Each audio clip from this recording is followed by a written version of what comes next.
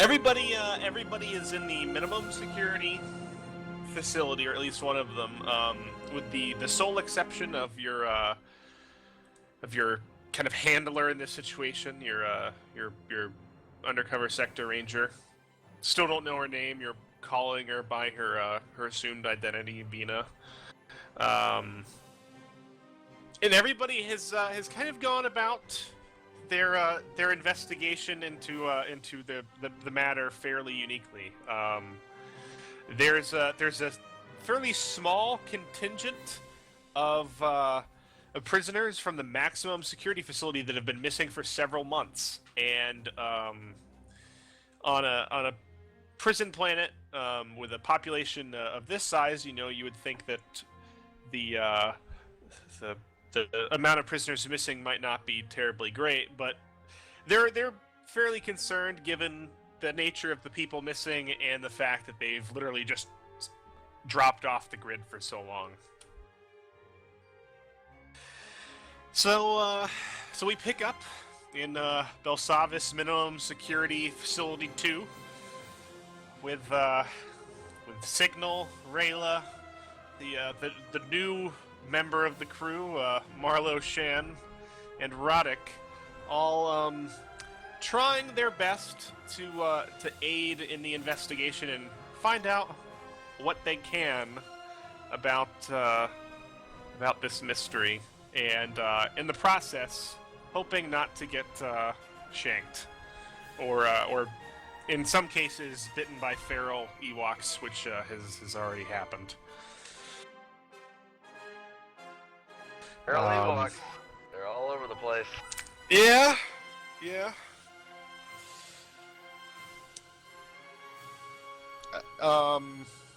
So,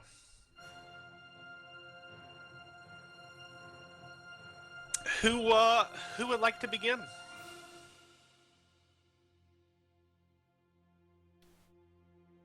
I will open up for anybody. Who would like it? Did I make any progress over the last day or two with finding any explosives or making any explosives? Okay, yeah. That's a very interesting thing to go with. So yeah, Marlo, you have your own little gang. So how exactly are you going about this procedure of trying to find explosive material and then make them? I'm gonna kind of build a shopping list of all the various chemicals and whatnot that I can use, and I'm going to kind of assign one or two items to like each person in my group and have them kind of consolidate it for me. Okay, all right, yeah, that's pretty cool. Maybe steal like a few like dishes and utensils from the commissary to for my chemistry experiments. It is entirely reasonable that you could probably find the materials you want. Like, we're gonna have to determine what you need and if you can actually find them.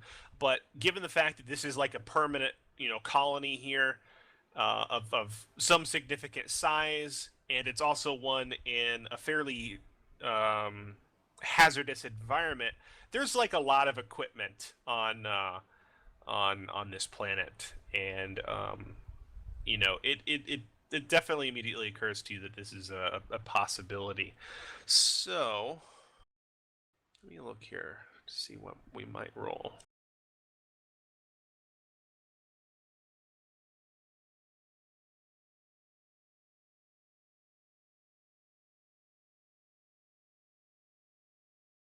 Can you give me a knowledge physical sciences roll?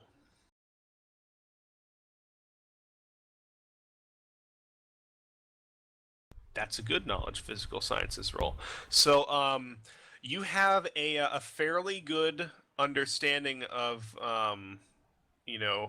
chemistry and physics and engineering, and you worked with explosives before. What sort of explosives are you actually like attempting to make here? Or I guess what's your overall goal? I mean, like, when we say explosives, we have things that go boom, but there's quite a lot. We've got, thermite, and we've got things that melt. We've got things that go little boom. We've got things that go way big boom. Like, what exactly are you attempting to really shoot for? Like, I guess sort of like a moderately sized kind of demolition charge, like Okay.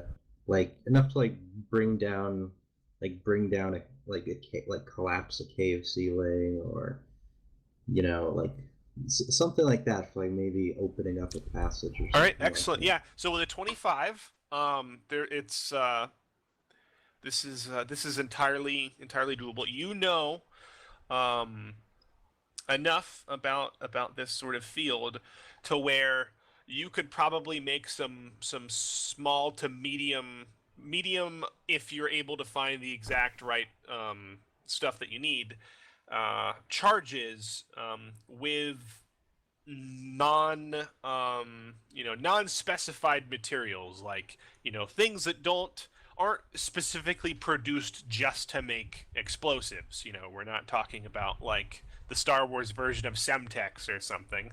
Homemade but reliable debt charges, definitely a possibility.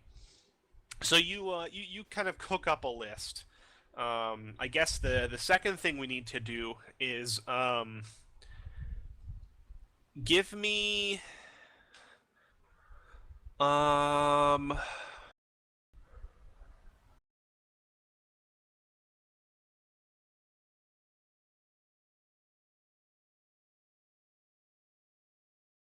hmm oh, this might work.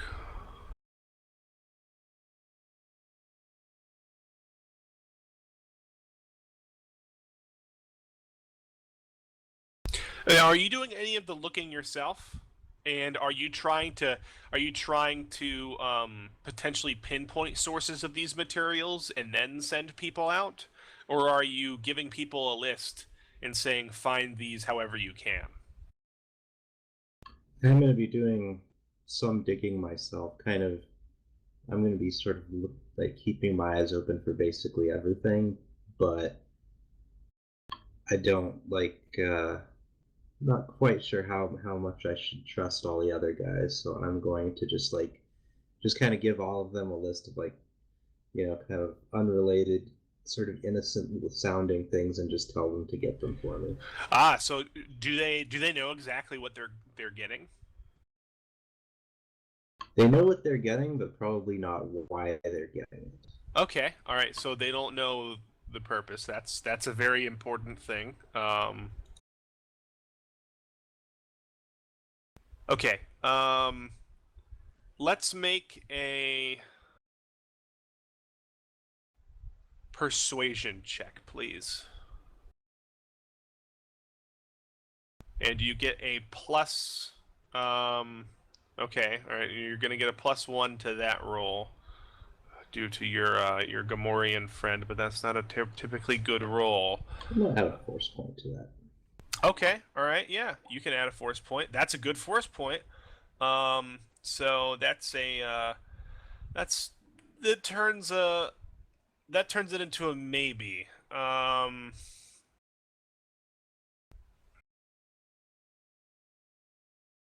13.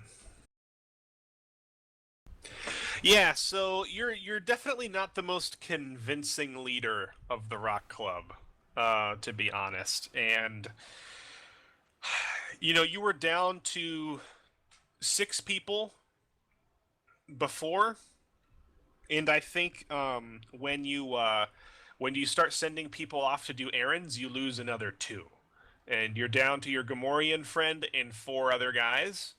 Um, and they're not entirely convinced as to why they're supposed to grab this stuff. They're very, let's just say they're very curious as to why you need these random things. What do you tell them when they ask?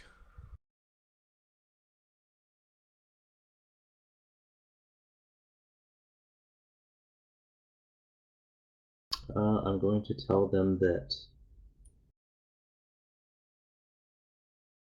I need them for experiments.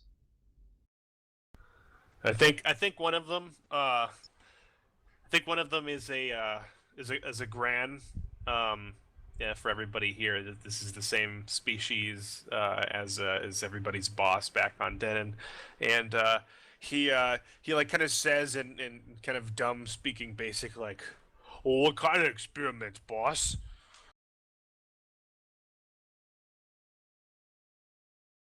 Well, I won't really know until I'm finished, but hopefully I can come up with a way to consolidate our power and protect us all a little bit. All right, yeah, that was the right thing to say. They kind of shake their heads a little bit, and they're like, "All right." You convince them to go out and try to find these things. Can you give me a deception check?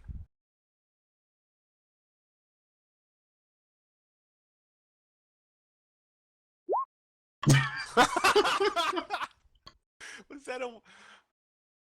Oh my god! Holy Wow. At least it crap, wasn't a man. one. Dice are You on you fire convince them. today. You can convince them to go out, but I think as they do, you hear like one of them turn over. And it's the same guy, and he's like, I'm not sure about this professor guy. He doesn't really seem legit, And I think like he's like speaking to a Rhodian, and you just hear like Wantana Shunyanyara, Wanansundi. And like they kind of walk off, and you get the distinct impression, like I think you break out in a cold sweat a little bit. You get the distinct impression that that they're onto you in some way, like either that you're not necessarily trying to just do this for experiments. Like they at least have the inkling that you're lying to them about like the real reason why you want this stuff. But maybe they're going along with it because maybe they think the boss has bigger plans, or you get the impression that like maybe they're actually on to you personally in that like you shouldn't be here and maybe you're lying entirely about who you are. But yeah, I think like as you watch them walk off, you're in a little bit of a cold sweat, and your Gamorrean friend, God, what was it? His name is in the notes. Okay. Gerfin, um, like kind of shakes his head and he puts his hand on your shoulder and he's like, and he's like, from his little translator on his belt, it's like that was less than believable. I don't think they're gonna suspect yet that I'm like not actually a prisoner here after that natural 20 I rolled last time. You have rolled 2 2s on deception checks in a row. I'm just pointing that out. You rolled high on beating somebody in the head. It's just how you got your gang. But on your deception checks, you've failed almost critically twice. If it was critically, we would be having a very different beginning to the session. The very last deception check I made was a natural 20. Ooh, I don't remember that. Yeah, you can just scroll up a little ways and you can see it. It was like that. Right at the end of last session. There is Where indeed is that? a 20 on deception up there. Wow. Okay, alright. They're not entirely onto you, but not all checks are cumulative, but some of them are. You have more cumulative failures than you do cumulative natural 20 successes. Yeah. The natural 20 does count, but they are definitely aware that something is off with the professor. He doesn't necessarily seem like the hardened criminal that should be here. All right, so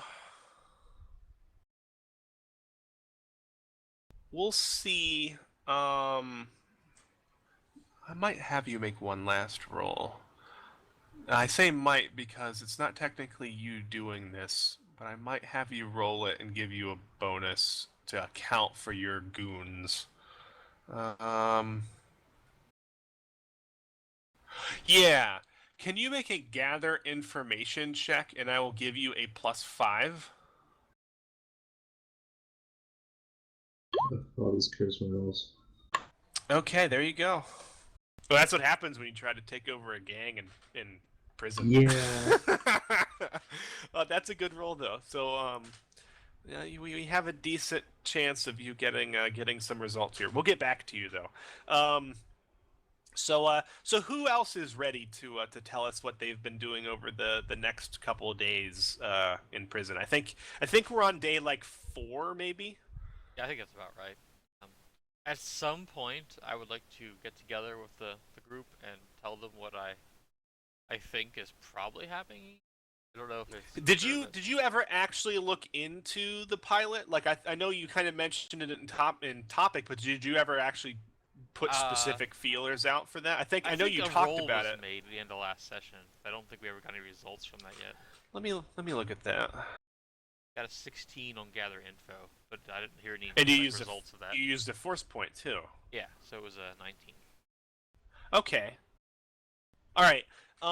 So Rayla, over the next couple of days, you were able to piece together a little bit. Let's see here.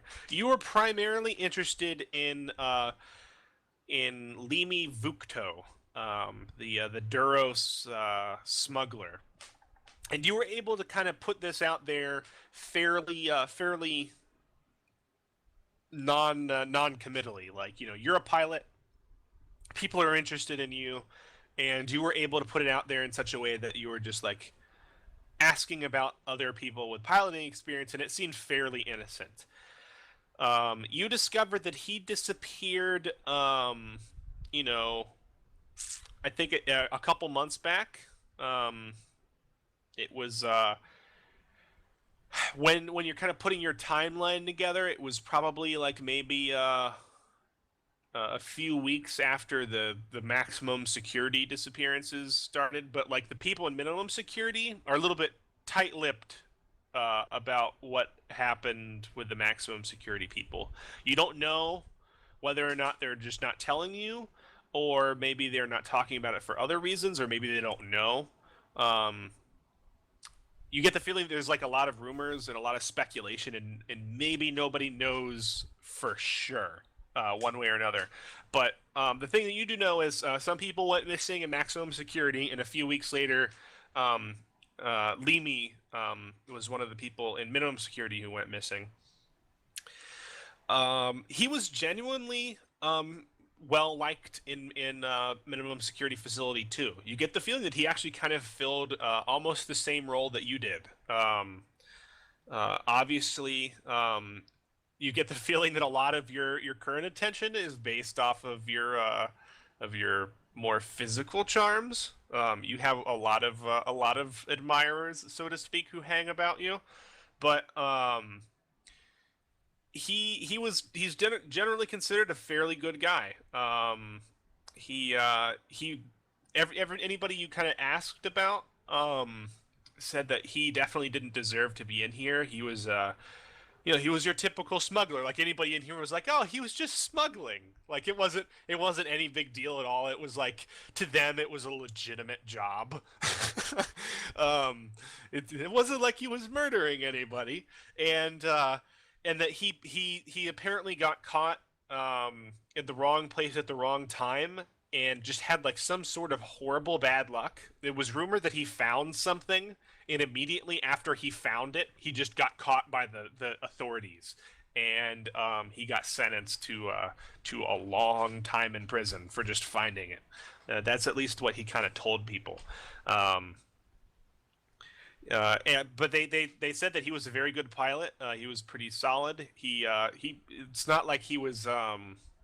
You don't get the impression that he was a very tough guy. Like you kind of get the impression that people sort of had to take care of him in here.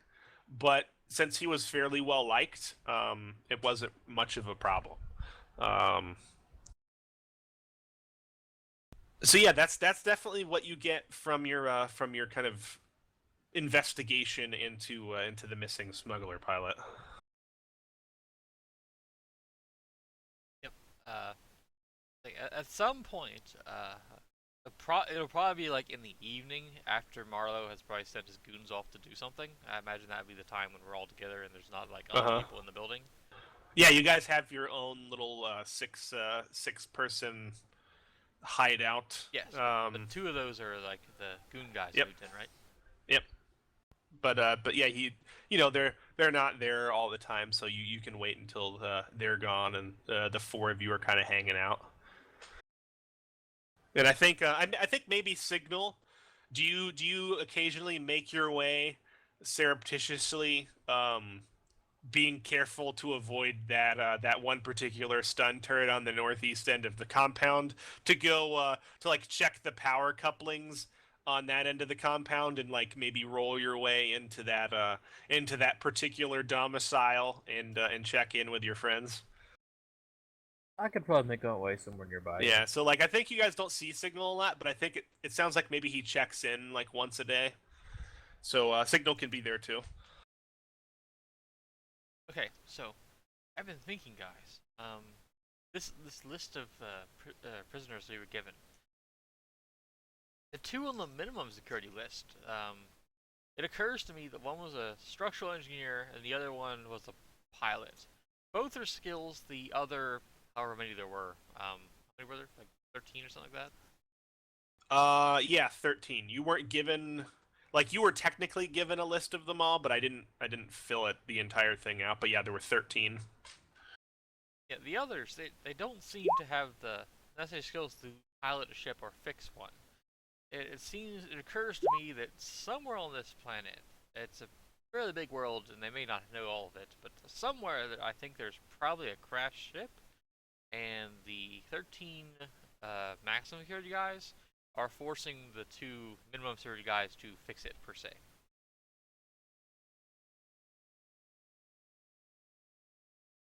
Roddick's gonna think about that for a second and say that a crashed ship. There's no chance we could find that with the scanners. That depends where it crashed. He scratched his hand for a second, or scratched his head for a second, and said, "Well, somebody here has to know about this ship or where it might have landed, but at least we have something to go on." Yeah, it could be. I mean, for all I know, it could have crash landed in the middle of like some type of geological formation, or like there's definitely some type of geological activity on this planet, or there wouldn't be warm spots to all the ice. But These prisons have been here a long time. It's very possible that they could have a ship here and that it could be buried under miles of ice. Could I make a check to see if we're being observed while we're doing this? Yeah. Are you literally just kind of like rolling about the room, looking out the windows or out the door, just kind of doing sentry mode Signal? Yeah. Okay. Yeah. Make a active perception check, please, Signal.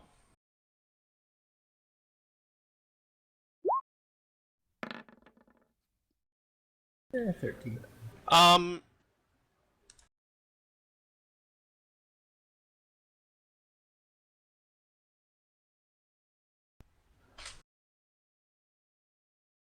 Hang on.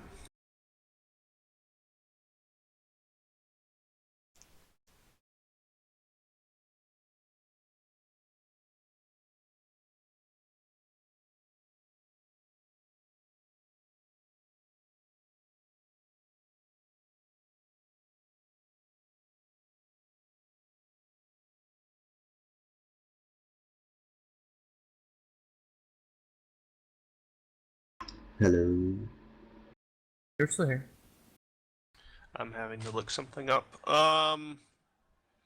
Signal, I think you're rolling to one of the windows, and like these are like glass pane. I think there's 2 glass pane windows here on one wall. Like there's one on one wall and one on the other. There's kind of like a corner, and they have metal shutters over them, so you can kind of look out into the to the night of the compound. But they're kind of reinforced.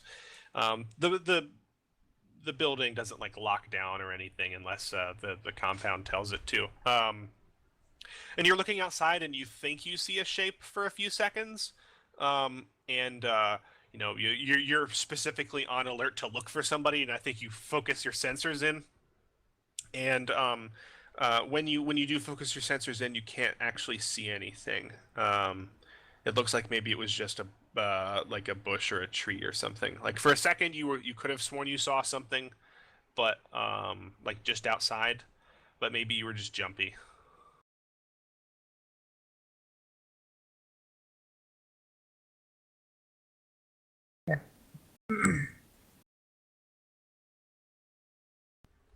This signals are just kind of rolling up and Just rolling looking around. out the windows while this conversation's going on. So, yes, I don't know where it would be, but that seems most likely given the list that we have, in my opinion.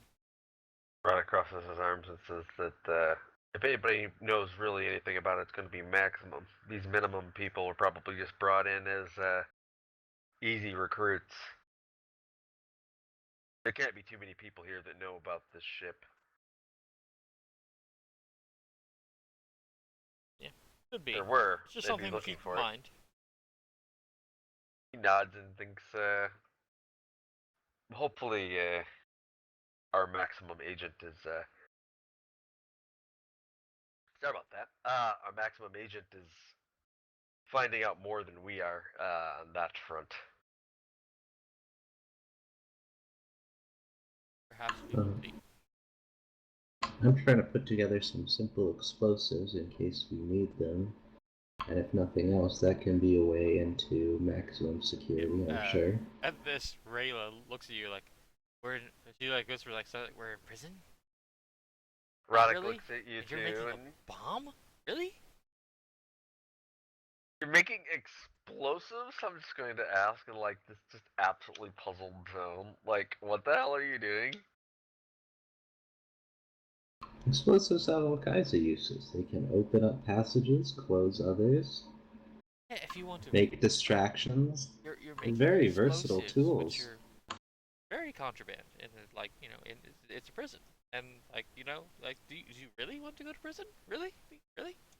How are you keeping these explosives out of the hand of your fellow prisoners? They don't know that I'm making them. I On single screen, there's just a dot, dot, dot. I think Roddick's gonna pause and he's just gonna look at you and then go, "How safe is that?" With this just a mental image of your toilet exploding where you're storing your explosives or something. Safe enough. Yeah, I- Marlo, you expect to I've hear done back more from with your less. people tomorrow.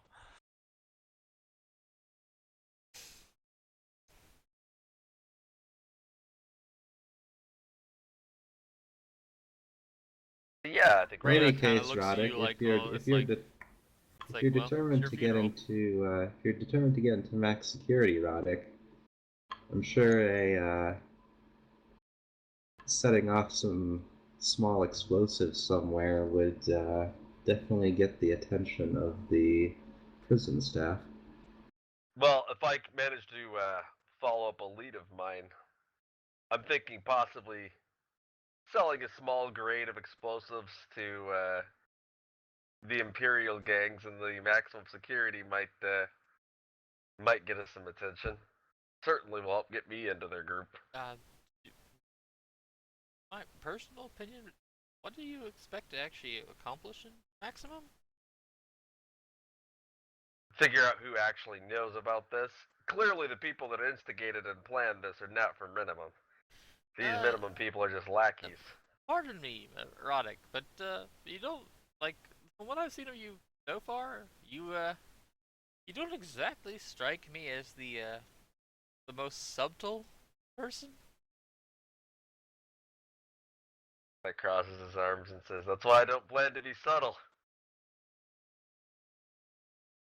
One Just looks at you. Well, I have a would few assume people. that the other people who are in maximum probably aren't very subtle either sometimes. But I don't think that's gonna end up with you being in a very good situation. I have a few people following me for some reason. I don't know how long they'll stick around, but let me know if I can do anything to help, Roddick. Roddick nods and says that once I get in touch with the right people, we might be stopping by your little group. Well, that sounds ominous. It may be. He just says with a bit of a kind of a cocked head to the side. I guess we should just go about our day then. Yeah, okay. Can I get perception checks from everybody? Bum, bum. Perception. Use the force, Rayla. Boom. Ooh, Marlo. Ooh, you're on fire. And Get mine. Rayla. Damn. Marlo rolled that at 20, though. Awesome ones. I hit it. Oh, there it goes. Signal! Our signal with a 1! Oh, man. Oh boy. So, I everybody think- was on the ball but Signal there. Yeah, I think Signal, like, the Signal's looking outside still, like, I think you're a little bit paranoid, and, I think it's right at that time of night where the exterior lights come on, and you're not aware that there's one right outside the window, and it goes poof, and it goes Optical right sensor into your optical malfunction. sensor, and yeah, it blinds you, and Signal, like, starts squeaking backwards, like, backs right into a trash can or something and knocks something over in the room.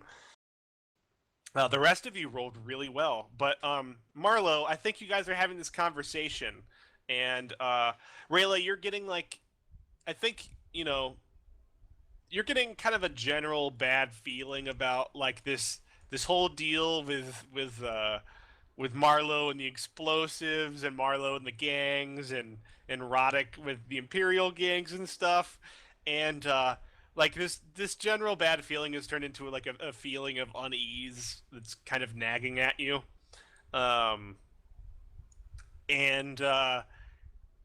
Marlo, I think you're sitting on your bed near one of the near the wall, which is closest to the window, and you hear a twig snap right outside, and you hear an intake of breath, and yeah.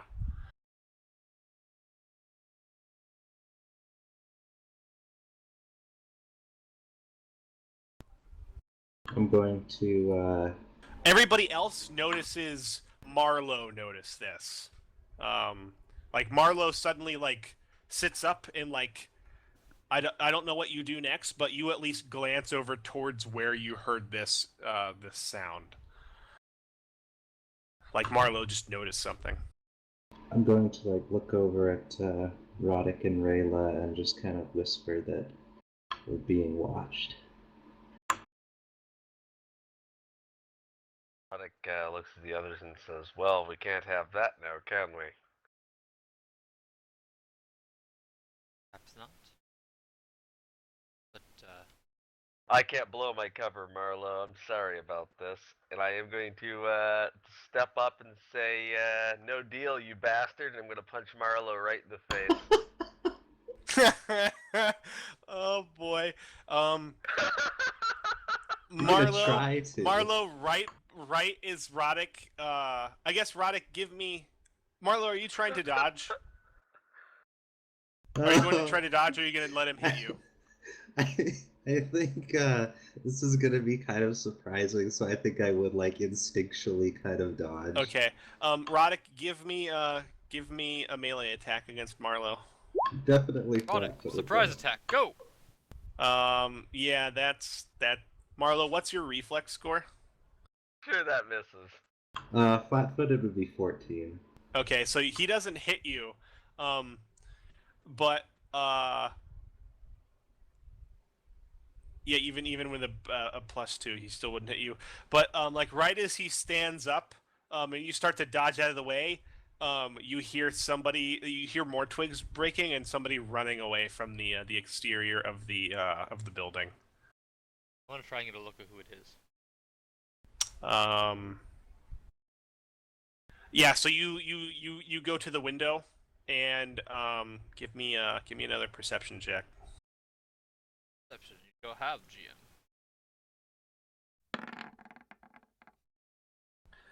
You see let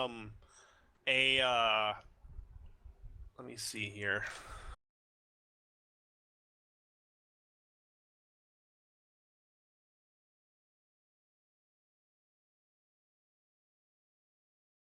You see when I say small, I'm not talking like 3 foot small. I'm just talking like not Roddick sized, like a small figure, running off into like I guess disappearing between the trees and running around the other end of the dormitory. Bipedal. You don't get much more than that. As a side note, how many types of aliens are there here in the prison that aren't bipedal? There's probably a few. I couldn't give you an exact species count. This is not Stars Without Number where I have control over that. Right. Didn't see much. To say about a normal-sized person, I suppose. Not quite Roddick size. A little, like maybe a little smaller, maybe a little lither than normal, but like not like stick figure or anything. Just you got the impression that maybe a little bit more smaller than normal. Perhaps a Why? little Jordan, but Why is everyone at the window? My optical sensor seems to be malfunctioning. Concord's gonna turn to Marlo and says, "Sorry about that. You might need to hit yourself with your gun butt a few times if you don't want to blow your cover entirely. I'm gonna have to head out here myself. I recommend we try to pass messages through Signal in the future."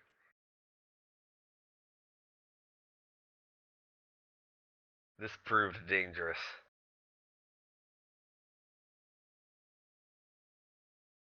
I'm gonna say, oh, sorry about that. I'll make sure to let you punch me in the future. Roddick nods and says, "Appreciate it, Shad." And the Santa smiles. Probably looks horrifying on an Outron. I don't know how an Outron would smile, but Yeah, it probably looks a little horrifying. So is that it for the night? yeah. so, Yeah, Signal eventually gets his optical sensors reset. Although he has something of a droid headache. And everybody. Upon returning to maintenance, I will attempt repairs. Okay, all right. Give me a I have a -1 mechanics roll. condition anyway, so yeah. I need to do it anyway. Mechanics.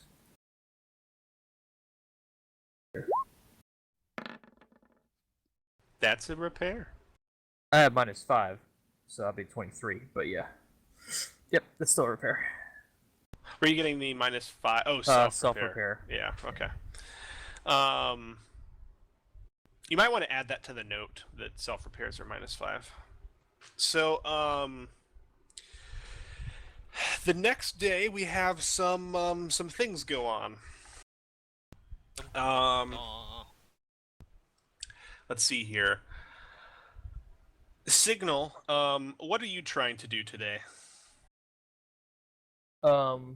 Have I completed my survey of all the doors and stuff like that? That might have been during. Yeah, so you wanted the computer to get back to you on like any unusual Yes. usages of the door. The computer comes back with several thousand uses of the door and the doors in the last like 12 hours. wow. And A lot of uses of a door. well, it's not a door; it's all all in doors. the facility. Well, it's not even on the planet. It's doors within the minimum security facility, like just facility 2. Can I make an intelligence check to sort those down? You can, yeah. Let me see. This might be a skill, or it might be a pure intelligence check. Let me look. Okay.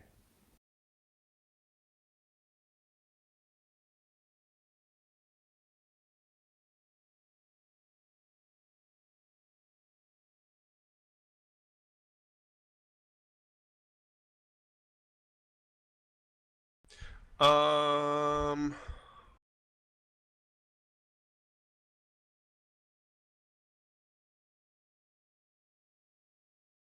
Yeah, give me a straight up intelligence check, please. Ooh. No, like I think you're a little overwhelmed. You're used to dealing with like capacitors and other things, and you're looking, and it's like it's not even like door like Northern Quadrant Facility 2. It's like DX34893, DX34892B, and Ah, like it's those and fucking it stupid and naming it systems. comes in and it's like and like that's just like the door number, like it comes in at like millisecond of like when the door was activated and then when it was shut. They're, There's they're, like they're, they're like the serial numbers of the part number of the door. yeah, and like when I said there were several thousand entries, those are for the individual doors.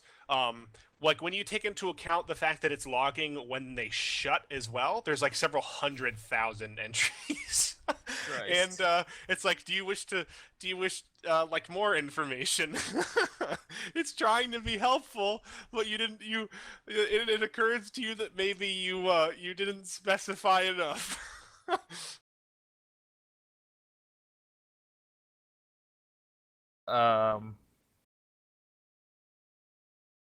I thank it for its help It's- anyway. Yeah, it's like are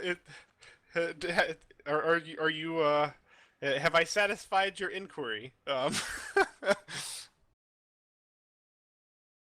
Like when you defined unusual door behavior, it was a little flustered. It seems like, but it tried to help.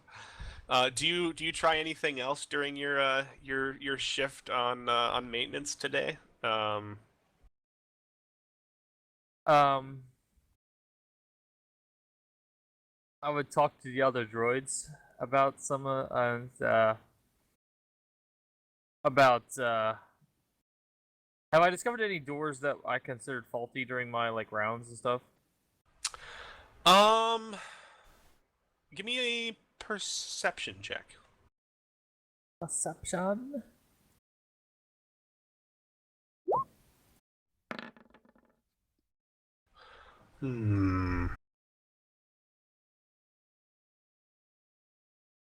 You have found several faulty doors, quote unquote. You know, it depends on what you consider like a fault, like non-peak operational. Like several doors have had motor issues that you have had to fix.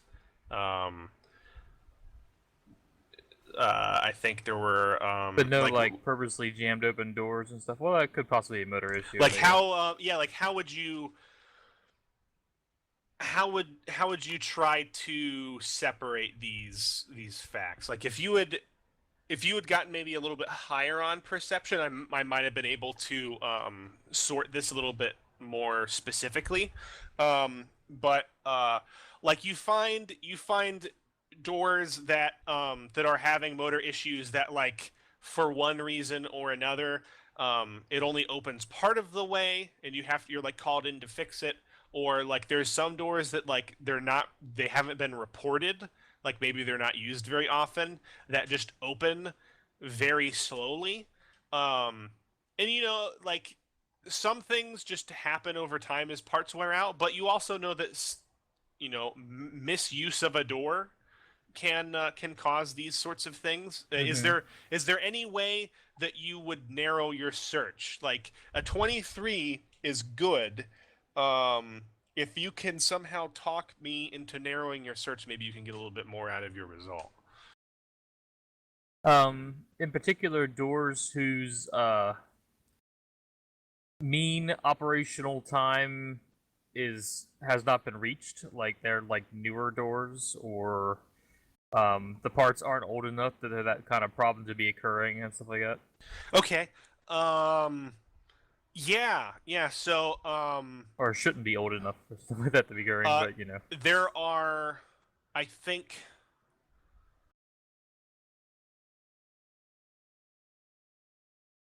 there are 3 doors that show up in your new parameters.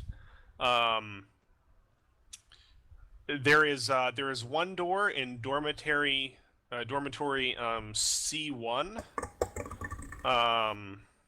that for some reason like it's actually been replaced within the last month, but it's for some reason it's catching, and it's not opening fully. Um, there is another door in the medical facility that is refusing to lock down. It's a storage unit door. There's like an ongoing. I think there's an ongoing like service ticket about it that they keep complaining about. Like they can't like secure it. And your third one, and this is stuff that you might be wanting to note or maybe just ask me about immediately. Is the third one is a door in the. Let me see here. I think there is a utility facility that's linked. It's not within the minimum security facility. It's kind of a satellite facility that's like right next door. It's within your maintenance operating parameters. Like it's literally like linked to it, and it's the facility that helps provide the power for the area, and there is a door there to a refinery that is actually they're having a hard time getting open. Like it will randomly seal shut. So it's like a refinery, and it just randomly seals shut. Yeah. And all three of those doors, one of them has actually been replaced in the last month. The other two are still like within your parameters of within their projected lifespan. They should not be malfunctioning. All right. I will investigate those further over the next couple days. Cool. All right. Make sure you jot down simple notes about those, and we will come back to you. I guess during the process of the day as you investigate those three. Very good leads though. Rayla, what are you looking into today? I suppose I would investigate more about the pilot guy. What's his name? Limi Vukto, I think. Yeah. Like who you Limi Vukto. like who you might have hung out with, or had any close friends, or anything like was particularly odd about him before the things. He seemed to be well liked. It seems like it seems kind of strange that he would just just like disappear or something. Yeah.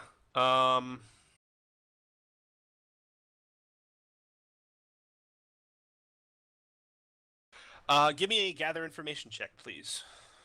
Yes, untrained gather information for win. Go Cha modifier. Not really. Not the greatest there.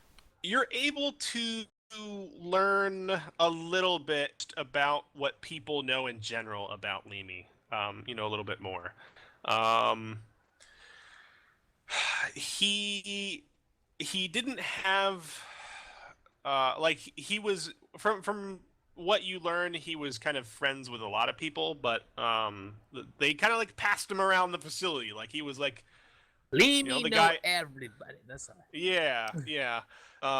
And he got called in when somebody wanted basically wanted to feel better about themselves because like they knew that Limi got the worst end of the deal. Like they knew that he just got here because he was super unlucky, and like they could always say like, man, like as bad as I have it, Limi got totally shafted. I'll kind of like just hanging about Limi will remind me that this guy got totally screwed over.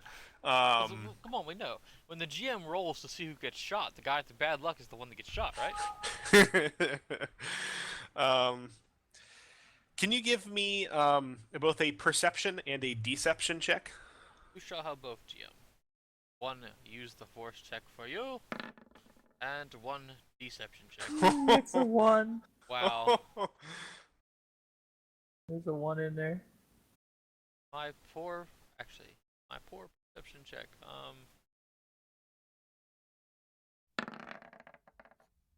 And then a 20 for deception. The ones are strong today. At least the one wasn't. The Actually, ones are on perception today. I would prefer the one on deception because then I could re-roll it. Yeah, well, yeah, you maintain your cover. There's something you don't notice though. Pity. Quite a pity. Marlowe. Up. I want to knack it. Sounds important. Oh, yeah. You can. Is that a skill you can knack? I can knack Is any it skill any skill? once a day. All right. You can't get worse.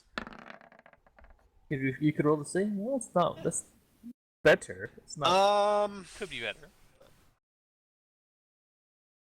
Not amazing, but better. Better than a 1 anyway. Now I have to make a roll. The thing about ones is, like, when people roll ones, I tend to not even have to make rolls.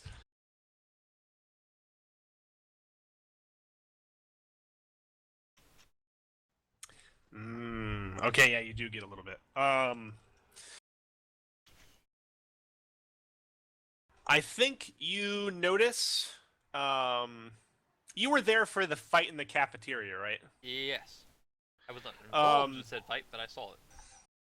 You notice that, like, I think you're talking with people about Limi and stuff, and there's just one point during the day where you notice that the Celestin woman that Marlowe beamed in the head, she was seated nearby at one point. Like, it looked like she was kind of sulking by herself. I think you noticed her giving you like a long glare for some reason. Uh-huh. Think sure Marlowe's love her. What? I hope you're not Marlowe's lover.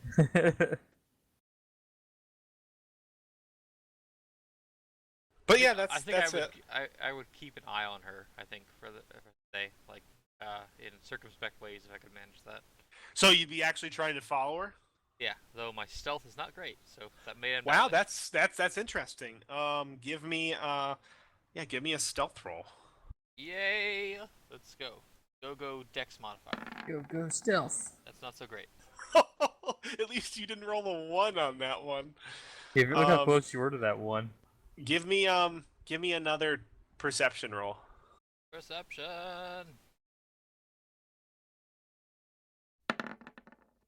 Whoa! Natural a 20. 20.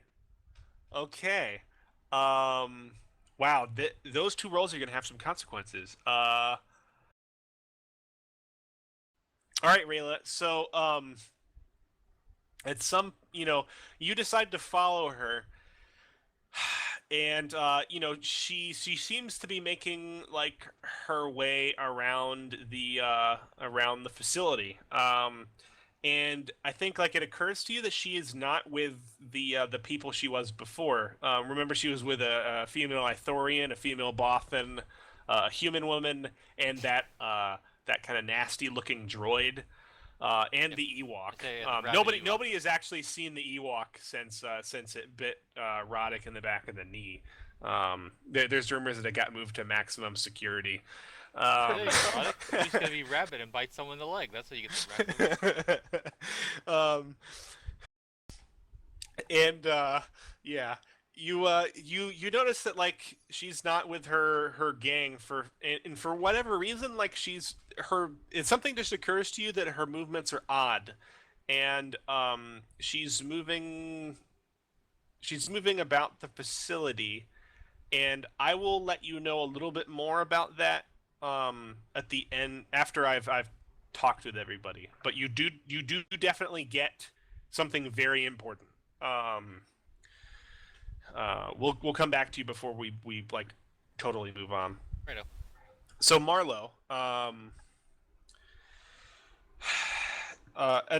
during your day, you hear back from the guys you sent out to get your components, and what you hear is not good news. A couple people, like I think 2 of them, are able to get some of the materials you need, but 2 others return with tales that that kind of baffle you, that they were not able to find anything. There was a specific compound that you were looking for. Like I think it was the most needed ingredient in the explosives, and you knew it would be the hardest to get, but you also knew it would be the one that was like guaranteed to be here. Like they would have to have it here in some quantities, given the nature of the facility and the like utility stations and stuff that they have here. And the guy says that him and the other guy spent all night sneaking through the facility, and they actually managed to break into one of the utility rooms. And when they got in, the containers were all empty. Like they even, I think they even checked the manifest. Like they look really apologetic. And the manifest in the room said that they had like several containers worth of this material that's apparently used in refining the I think it's part of the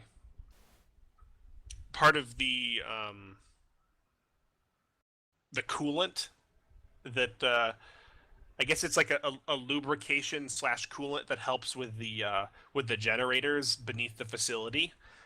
There's a material that they use to help refine that, and they supposedly had like several containers of it, and it's all like all the containers are empty. Very interesting. I'm going to thank everyone for their efforts and assure them that I'm going to try to get them payment as soon as I can. Yeah, they look pay a them in little ration cards. yeah they look a little surprised, but they nod.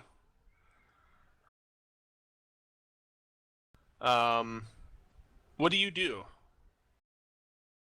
Well, I'd like to see if, with what I have, if I can maybe cook up something that's not explosive, but just, like a flash bomb, basically, just a lot of smoke and noise, and It's not definitely really anything possible. else.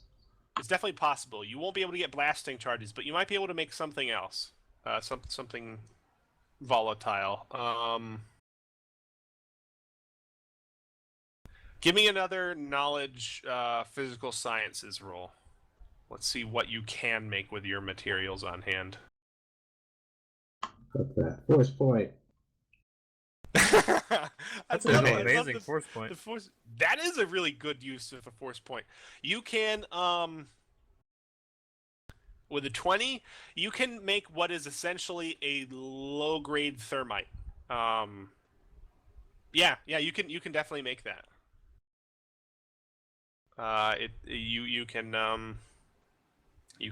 melt pretty high grade materials with this stuff. You're not sure exactly how fast it'll proceed, like how long it might take on certain substances, but you do know this stuff will be fairly volatile, and if you need to burn through a material or something like that, you can probably produce a little bit of a quantity of this stuff to be useful in some fashion.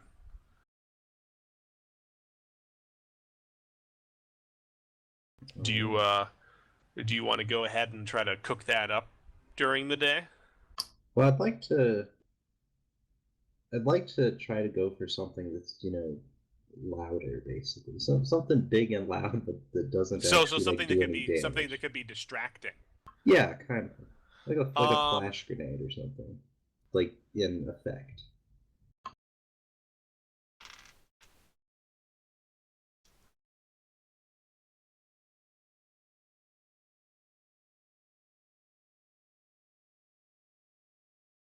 Yeah, It's yeah. loud With a and 20, flashy and with harmless. a 20, you can.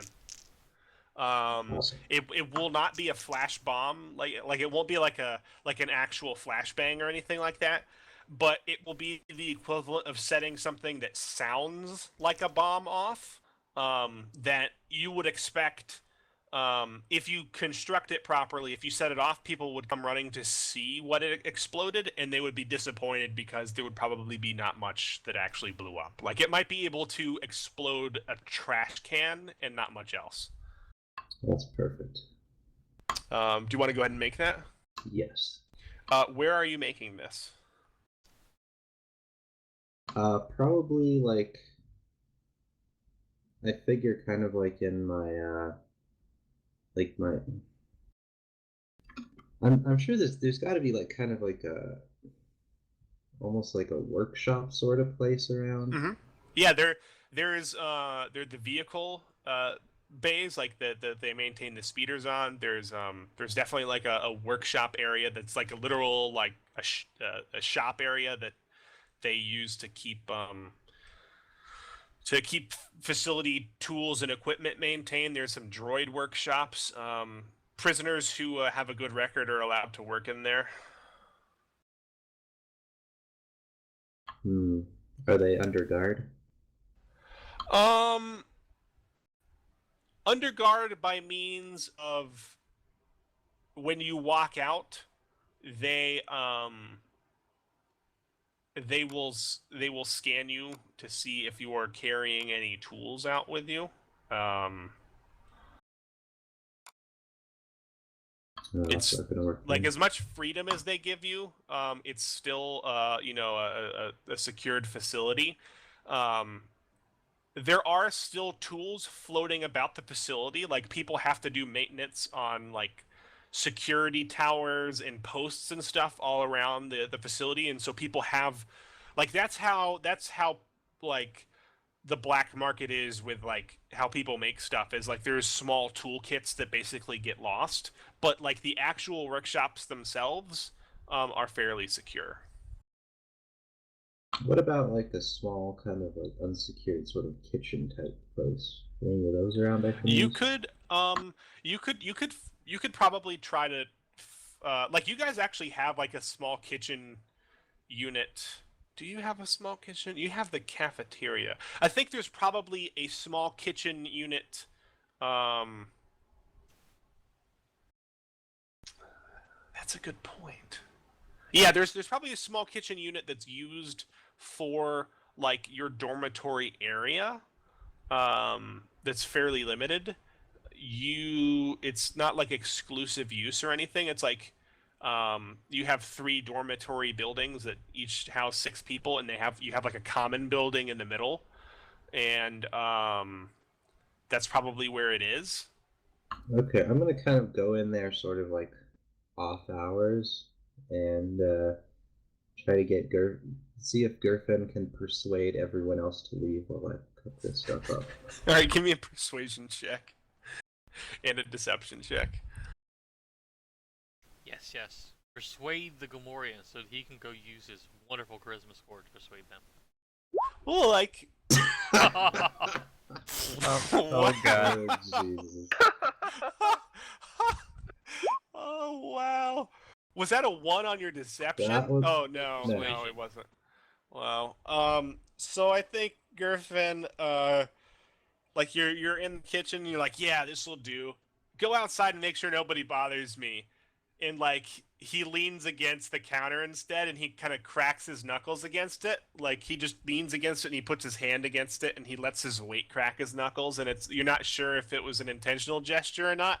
And he looks at you, and maybe you gulp a little bit, and he's like, and his little translator says, "I think it's about time we had a talk." Oh, of course. What would you like to talk about? I want to know what you're doing. What exactly is going on here? Well, I'm trying to cook up a little bit of bang that I can trade for some useful goods and services. I'm gonna take like a little bit of the material I'm working with and like combust it and sort of let him see a little bit of what I'm Yeah, doing. like you put it like on a stove and just let it like go poof. Yeah, like he looks at it and kind of raises an eyebrow. And he says,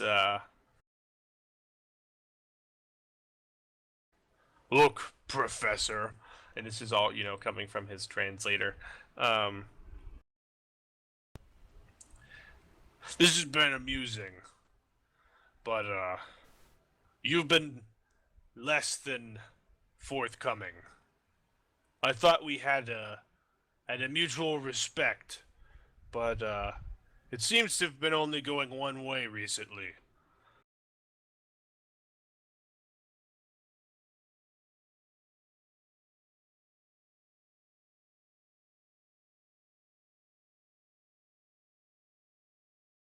I'm gonna tell him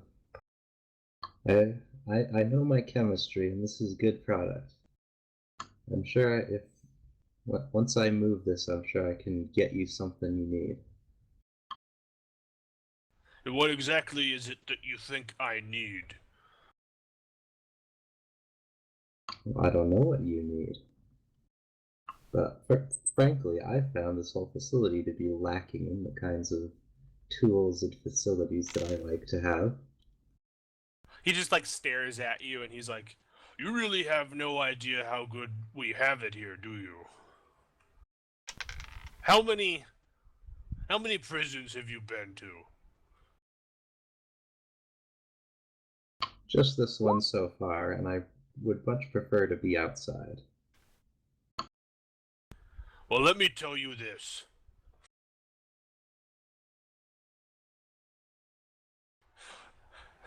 Nobody wanted to be here, and a lot of us would like to leave. But you can't escape BELSAVIS, and you don't want to end up in maximum. We have it pretty good here in minimum security.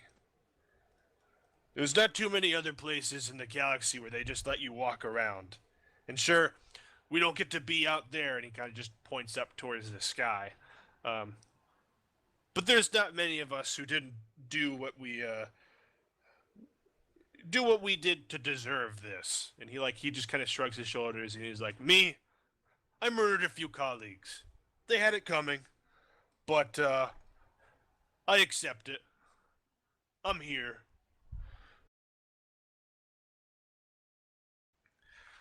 Honestly, things could be a lot worse for me. And he looks at you and like he glares and he says, "I don't want them to be worse for me. Are you going to make them worse, Shan?" Well, not intentionally. You're not entirely filling me with confidence, Professor.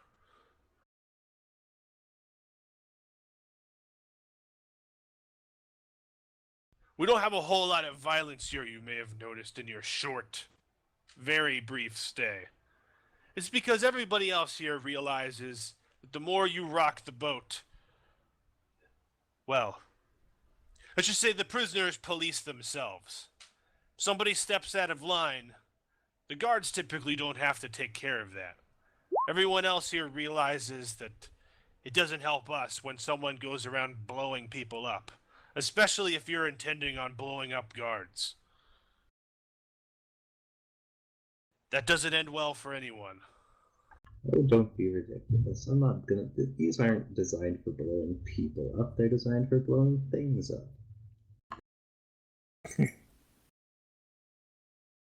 I think at this point, he kind of like stands up from leaning against the counter and he says,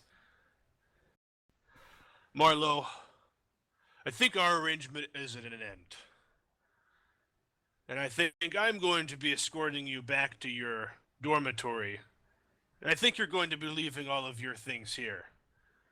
And I think the next time you come back out tomorrow, you're not going to be approaching any of the club. And we're going to have somebody put all this stuff back where they found it."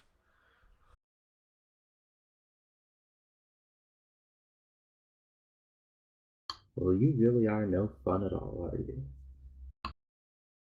He just kind of looms over you.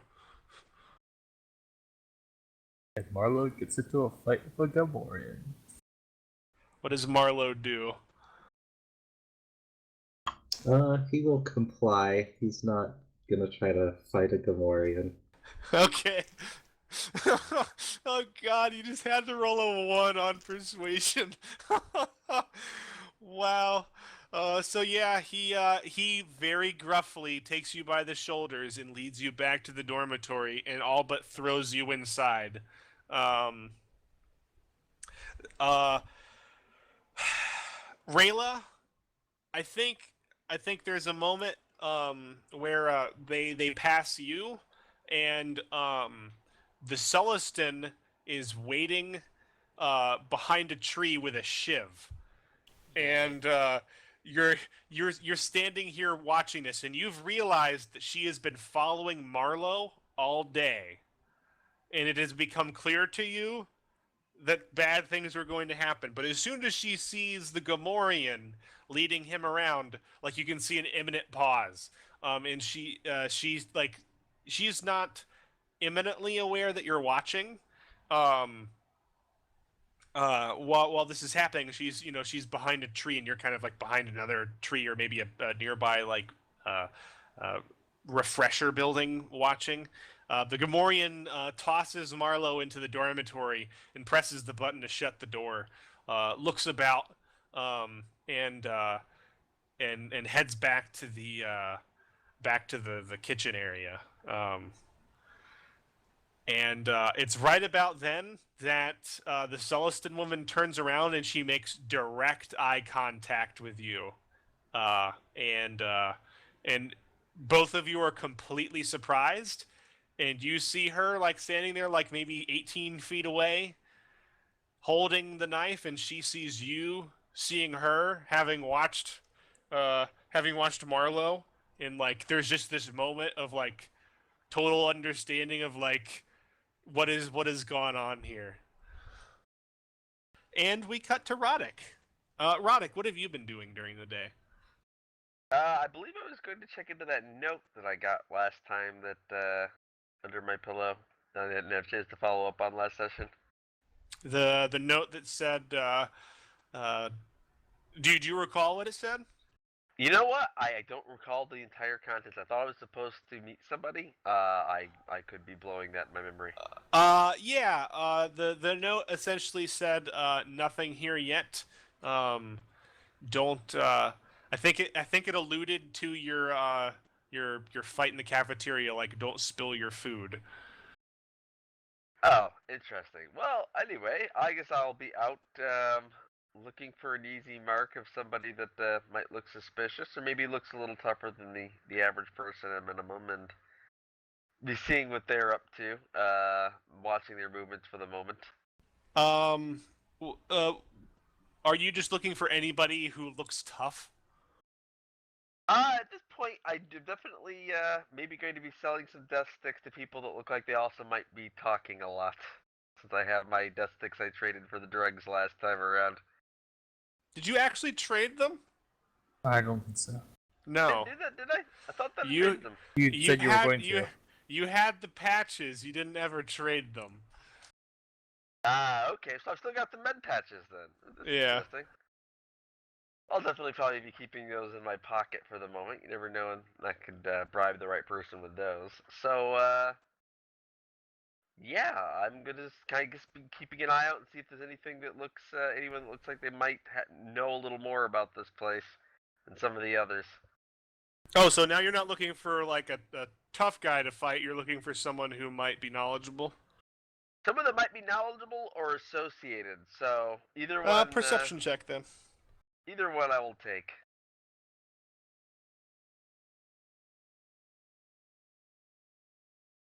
And I will roll perception as soon as I can find it. Here we go. Give me 1 second.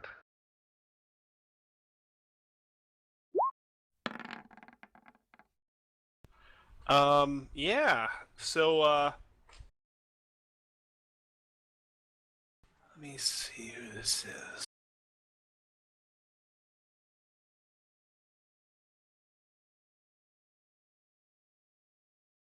You meet a,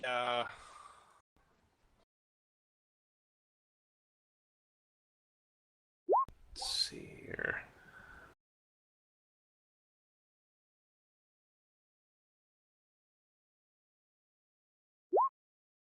You meet a Quarren male by the name of Tessel. I think like you're getting your lunch, and you notice that he's sitting at a table in the cafeteria, not really eating, and people like he has a couple people who sit around him at the table, but he's obviously kind of like the center of attention. But not in sort of like the leader of a gang way. Like people come up one at a time to sort of sit down and chat with him occasionally, and you notice that like occasionally they get a little bit closer and maybe something gets passed between them or something. And nobody ever does any of the talking to the three guys who kind of roughly hover about his location. You get the imminent sense, or like the definite sense that like they're bodyguards almost, and this guy is like a fixture of the cafeteria. And you ask around, and you find out that this guy's name is Tessel, and he's kind of like one of the unofficial black market dealers. Yeah, I definitely think I'll eventually head over to Tessel and introduce myself and say that I might have an offer for him. It'd be nice to know a little bit more around the prison. Looks like he might know some stuff. All right, yeah. So he looks down at you, and he's kind of an ugly sucker even for one of the Quarrens. And he looks at you, and he says, "You are new here, yes? You've been here less than 1 week." Concord just nods and says that that's why I'm not running the place yet. How is it that you came upon anything that may be of interest?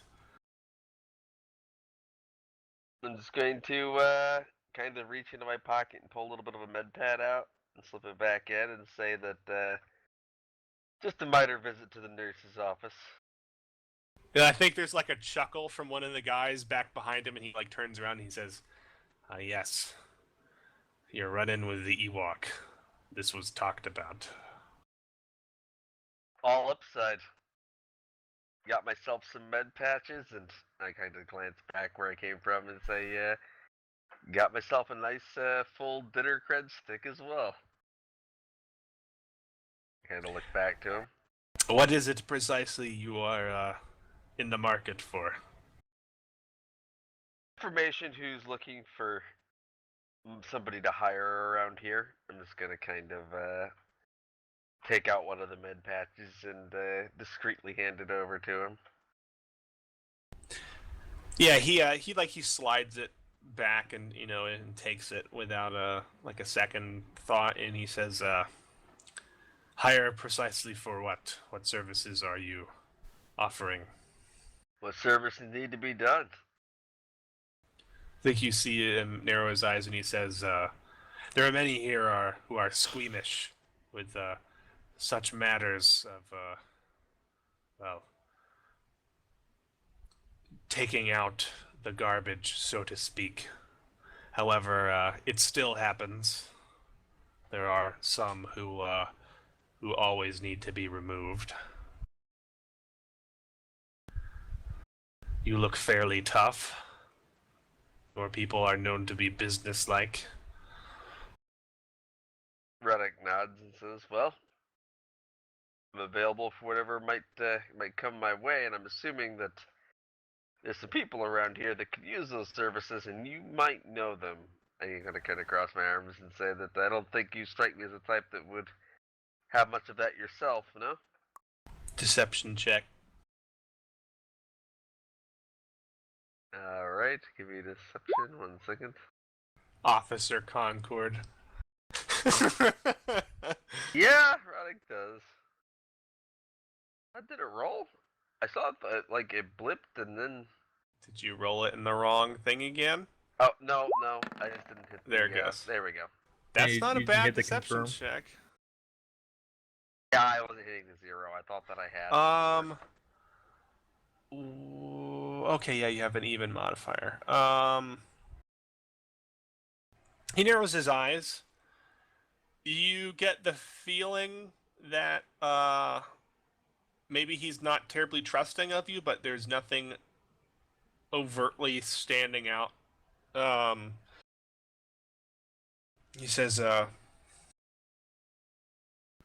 I may have a job for you. There is word that there is someone who needs to be, let's just say, removed.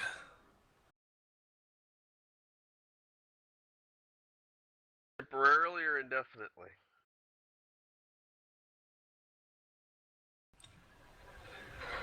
The client would prefer a more personal touch. However,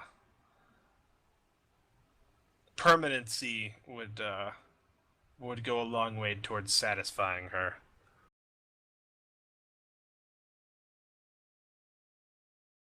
That's all I need to know. All right, yeah. So he pauses for a moment and he gestures for one of the guys sitting behind him. And the guy hands him some paper.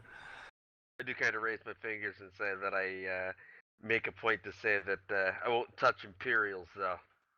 Make sure they're not on the list. Very well. This is acceptable. The Imperials are oddly insular. So he writes down some information, and he slides it across the table, and he says, "Consider this a trial run. Accomplish it however means you see fit. How things go down will let us know what sort of person we are dealing with. We will talk your payment after you return." So he slides you a note, and it's got very little information on it. It's got a dormitory number, and it's got a prisoner ID, and a name. The dormitory number is your own, and the prisoner ID is literally one off from your own, and the name is Marlo Shan. Marlo, she's gonna look at it and just nod agreeingly and say, "We'll see what happens then." And I slip it in my pocket and say, "Yeah, I'll try to get back to you tomorrow," let's say. And we'll kind of give him a bit of a nod and start to turn around. All right. So, what do you do during, after this, Roddick? I am going to see. Can I get access to like a data pad, or not even a data pad, like a notepad? Are those available around here? I'm not sure. You could get access to a data pad even.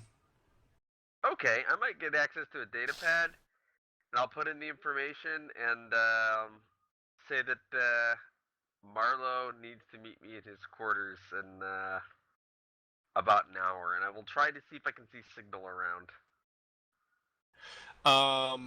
Perception check.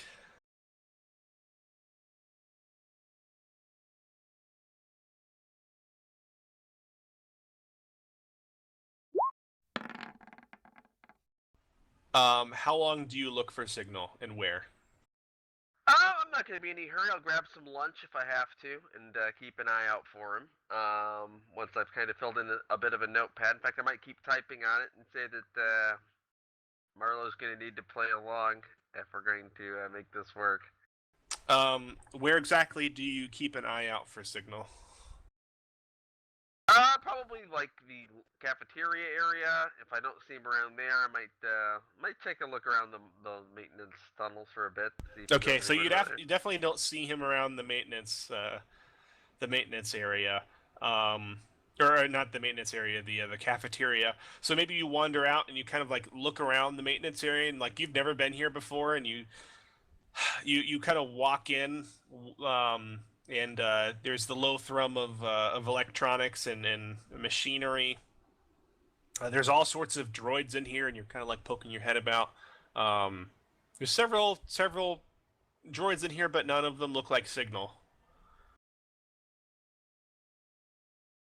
Braddock's going to just sigh that he's just not having any luck today, and he'll slip the data pad back in his pocket, and he's just going to start making his way towards Marlowe's quarters, and hopefully he'll get lucky bumping into Marlowe. Okay, all right. You arrive back at the dormitory, and nobody is there. I think that I'm going to switch out the light in Marlowe's room and just be waiting behind the door while I wait for Marlowe to show up. All right, how long do you wait? I'll wait a few hours, I guess. Okay, all right. You're getting really impatient.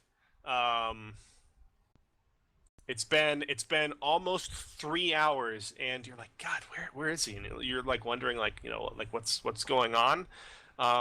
It's getting on towards dusk when you hear footsteps outside, and I think you hear like Marlowe's voice speaking low, and you're like, I think you hear him like ease up on the collar or something like that, and the door opens up. And Marlowe gets shoved inside, and he like tumbles in past you, and falls into the darkened the darkened room. And you see like a large looming figure outside the door. Can you make a stealth check? Yes, indeed. Let me make a stealth check. Did I get any bonus for waiting on the other side of the door in the dark, or is it just straight? I'm gonna give you a +2 because you've been here for so long and you're acclimated. And it's going to be less difficult because you're waiting in the dark. Wow. How did I roll a 0? That doesn't make. You got a Two plus minus in there two. again. I still rolled a 2, so I'm still boned. So yeah. I think like the Gamorrean like goes to shut the door, and he like you recognize him for who he is, and like he looks in, and like he sees you just like standing there in the dark, like waiting there, looking at him. And he's like, weirdos, and he just like presses the button and the door shuts. Having a bad day, Shan? Yeah, unfortunately, all my progress came up bust, so I'm empty-handed again. What would you need to make some flashbangs?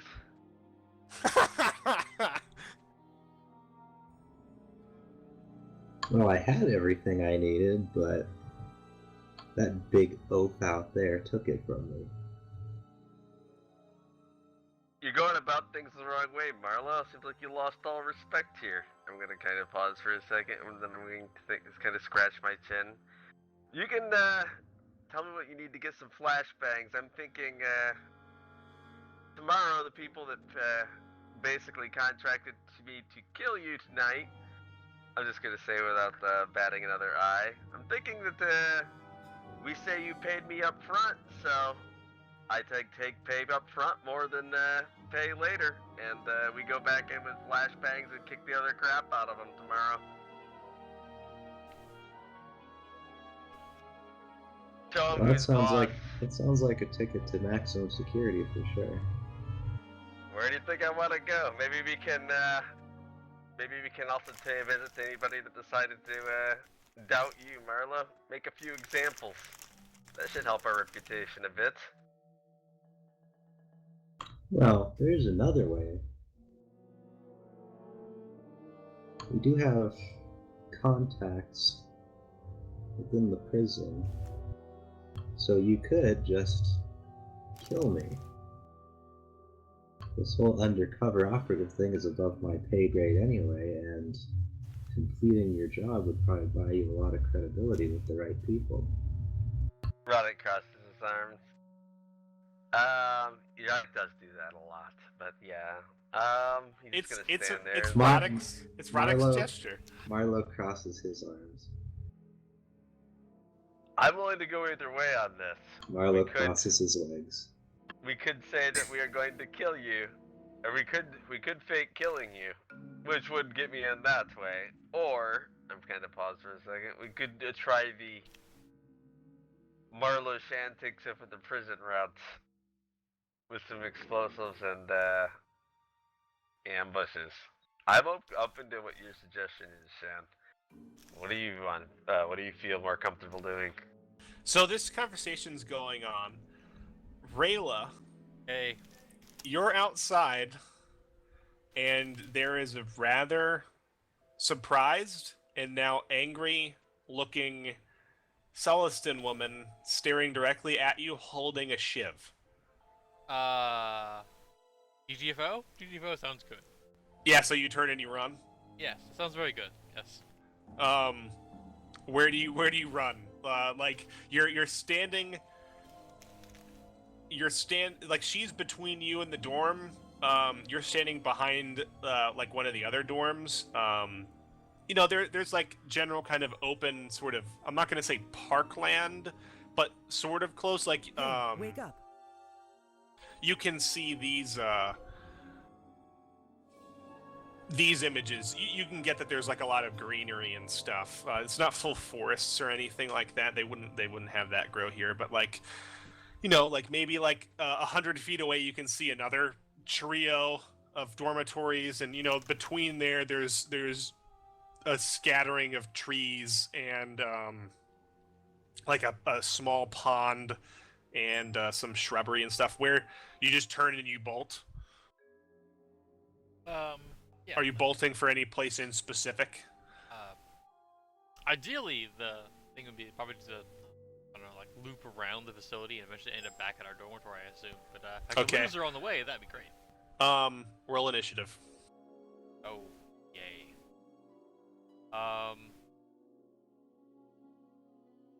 My sheet go.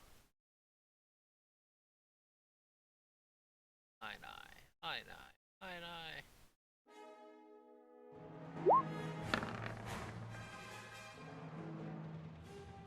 Ouch. Oh. Hmm.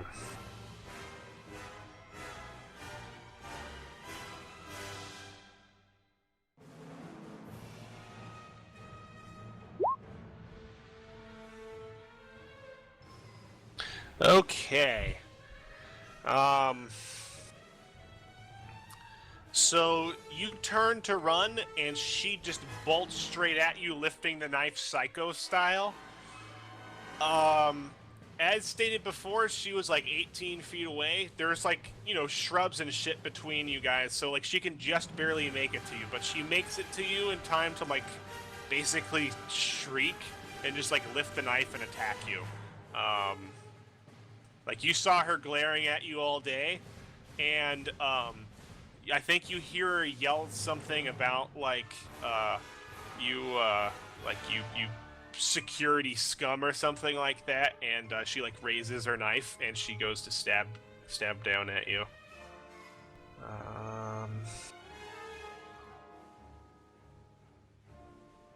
Basically, whatever slang they have for pigs in Star Wars.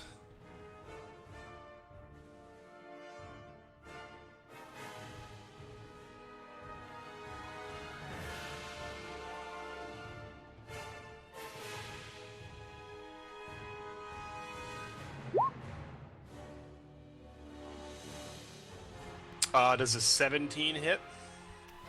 Being as I have not yet acted in combat, yes it does. Ooh, ouch. Alright, so she hits you for 12 damage as she strikes you repeatedly. Is it a vibroblade? Oh, that is not a vibroblade. So the damage is not going to be 12. The shiv is like, what, a d4 maybe? A d6 let's if look. it's likely. Because a vibroblade's 3d6. +2. Ooh, ouch. Yeah, that's nasty. Big difference. Good for catching that. It's still going to be some damage, though. It should be significantly lower, I would think. Just a regular knife would be 1d4. Yeah, a plain knife would be 1d4, and this is an impromptu knife at that.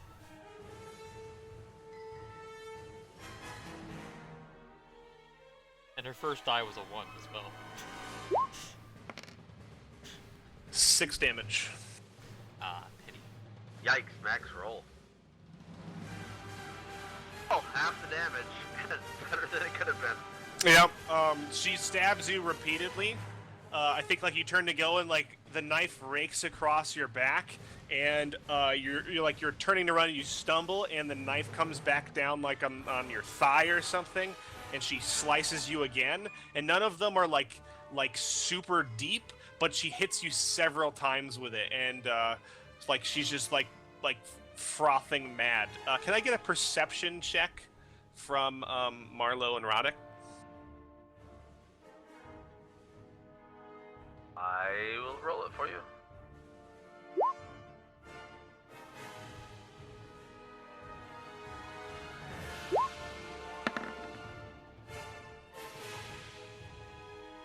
All right, we'll deal with that in a second.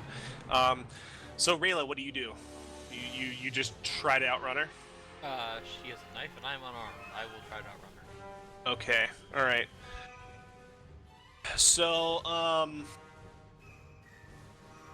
you book it, and you just hear like screaming behind you, more obscenities, and you're like you feel pain and just utter. You've never been stabbed before, right? Like you've had bad things happen to you, but this is probably very painful. Being stabbed by a prison shiv is not high on my list for today. Yeah, this is a different kind of pain than getting shot. Can you roll acrobatics as you attempt to dodge through all of the foliage and whatnot to get through all this shit? Go next month? Oh. Oh, wonderful. Oh boy. F1. Yeah, so you rush forward and you make it about 15 feet, and I think you look back and you see her like stalking right after you, like literally right behind you, and you turn forward and your way is clear, but then like your foot snags on something and you trip over a log and you go face down right into the brush. Oh, you should have said her leg could get stuck. That sounds No. painful. Very painful. Oh, she's already having a bad day. It's probably about to get worse. Probably. In the dormitory, Roddick, you hear like a muffled shriek of pain and like a shriek of outrage, mostly unintelligible from outside somewhere. Rock's gonna immediately bolt his head up and say, somebody might be in trouble out there. Come with me, Marlo. We'll have to play off this. Maybe go with plan A. I'm gonna storm out into the hallway.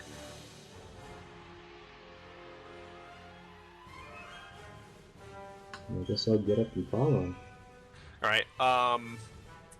New initiative for everybody.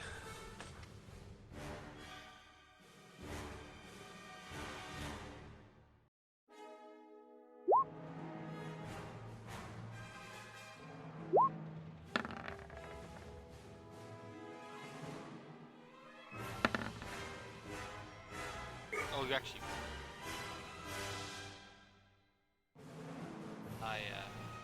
Total of 13, but I didn't actually push the right one. Well, It's fine. are our tokens on the board? No. No, we'll still put us in the turn tracker when we're not in the board. They're in there from before. Eh, I'm gonna have to, yeah, one thing I was gonna bring up, Marlo, if you can, upload your character image to the, file share on TeamSpeak, I will make a token for you. I think I rolled it wrong, by the way. I'm trying to roll it right now. How did you roll it wrong?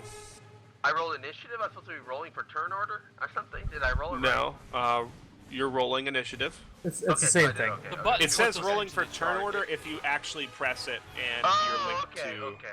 Yeah, either way, our tokens aren't here, so it won't go into the turn order anyways until Yeah. Star puts it We're in. not going to be worrying about the tokens anymore, to be honest. We're just using those as icons for the... I'm not removing them from the turn order anymore, so it doesn't really matter. It's too much of a pain to go back and forth, to be honest. And people keep forgetting to click on them, so I'm just not going to bother with it.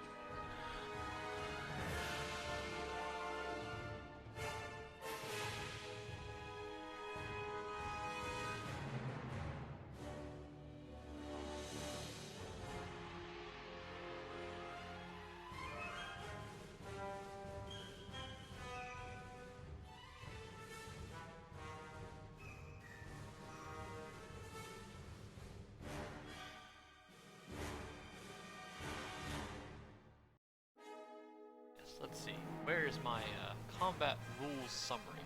I may be needing that at this point.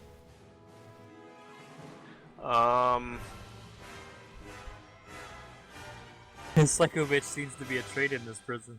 Sometimes. Yeah. It's a Well, it's the prison, same- you did same something to person. get Oh, here. is it the same one? Okay. Yeah, it's the same exact one. For your reference, this is the same one that Marlo beamed in the head in the first place. Don't forget the gameplay handouts have the basic combat stuff in there.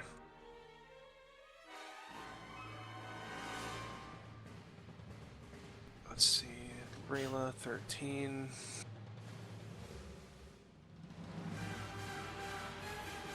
I think that's. Oh, I need to roll more.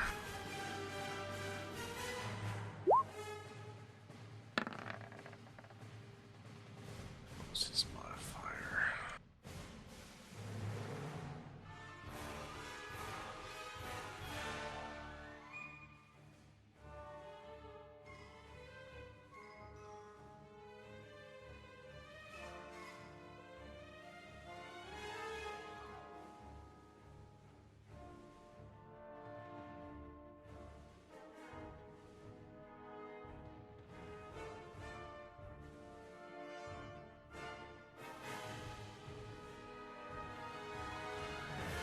Okay, I think I've got everybody in here. Alright, so, Marlo, you like rush out the door with Roddick, and, Are we in the turn order? Because I only see 3 in it. I see Marlo, question mark, and Psycho Bitch Solson. That's it. I see Roddick, Rayla, I don't Bunko, see Psycho myself either. Bitch, I don't see myself either. Did I see the same refresh, thing? Refreshing because right now. I see you guys. Is anybody else seeing the same thing, or is they seeing I it already? refreshed and it did not change anything. I don't know why you guys are having problems seeing the turn tracker, because I can see it. What, you, Foster, and Marlo? Yeah, I just see the thing. I just see question mark Marlo and Psycho bitch. So you guys can only see the things that I actually added. Alright, so we're not ever going to use the tokens because for some reason they don't just show up at all. That's really weird.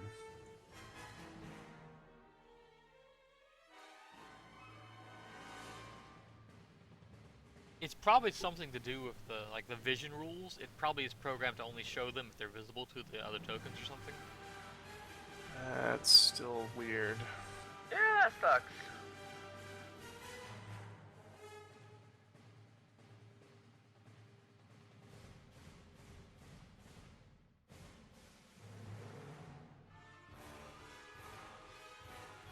There we go. Alright, Right, Marlo. So you and Roddick are right outside the door. Make a perception check, please.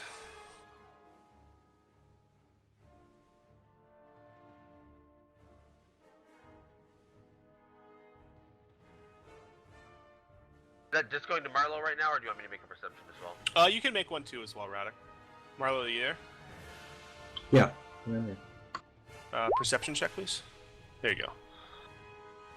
Rolling mine right now as well. I'm going to re-roll that. Okay. How do you get to re-roll that? What's it called here? It's a racial for souls. Heightened awareness. It's for Celestians. Okay, all right.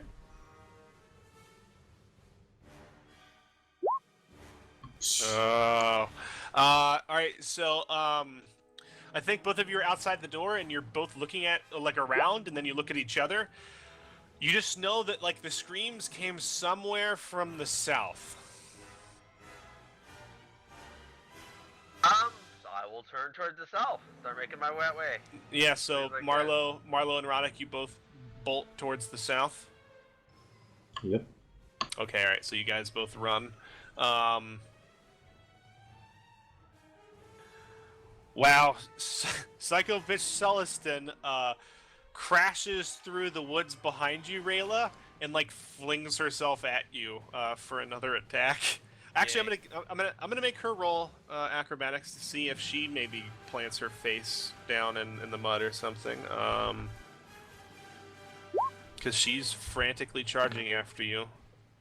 It wasn't great, but you didn't make it your full distance during your turn. So, she catches up to you. This is going to say Vibroblade, but I'll re-roll the damage.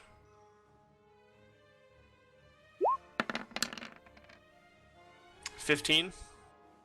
15 will not hit my AC if I'm not flat-footed. I need to look up the rules for being flat-footed. 15 will also not hit my AC if I am flat-footed. I have a 16. Okay, that's an important distinction there. All right, so yeah, she comes tearing down and slices right past your Leku, and the knife goes down into the dirt and the mud, and you roll right out of the way, and she stabs again, and you roll again, and her knife goes right through the foliage and slices over a log, and there's this deadly 6-second interval of she's just stabbing frantically at you, and she's almost literally on top of you, and you're just hunching up, and your elbows are over your face, shielding yourself. And I think you get cut several times over the arms. Part of your AC is you're shielding yourself from actual severe injuries. You get cut several times more, and you're bleeding from your side where you got stabbed before, and you there's just this frantic woman with a knife trying to kill you. What do you do? I imagine that I would I don't know, punch her maybe to try to distract her, and then try to run, because I would try to disarm it, but I would have to get a natural point to disarm her. Give me an unarmed strike then. One moment. Actually, the add button is not adding a weapon to my sheet.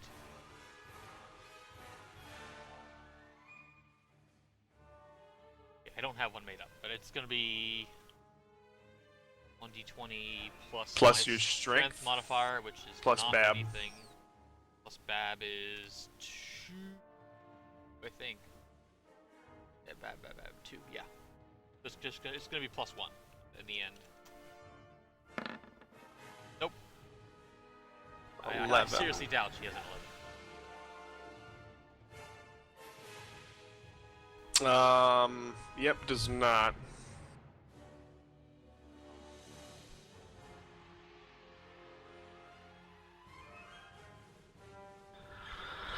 All right. So yeah, you punch, and I think it hits her, but it doesn't do any damage at all. Yeah, can imagine. And she you gets an attack of opportunity when I run. scramble to your feet, and she makes another attack at you. They didn't take an action to withdraw first.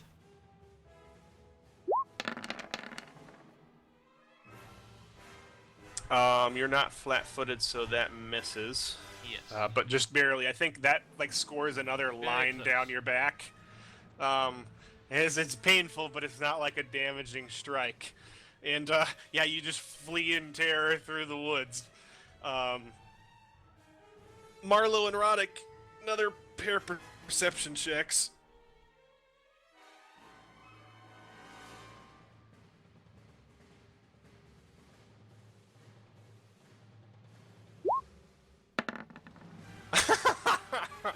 Roddick runs like smack into a tree.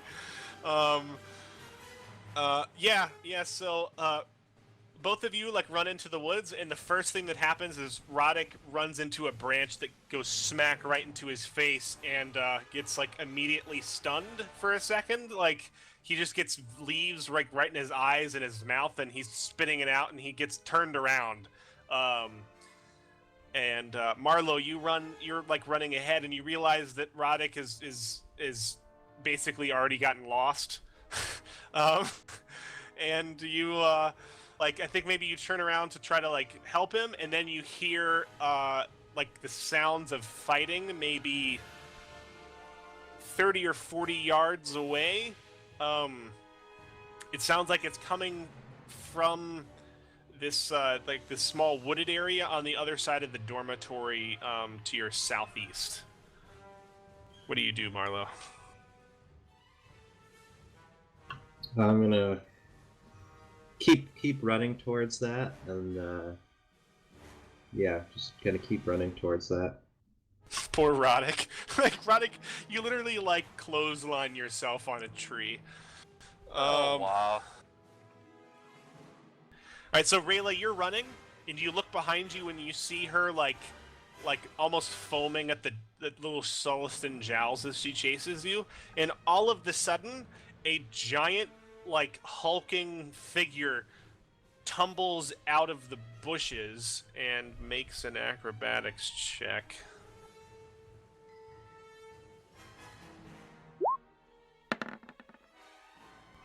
And with his modifier, that's enough. You see a large Gamorrean tumble out of the bushes, like coming in laterally, and he goes to tackle the Sullustan.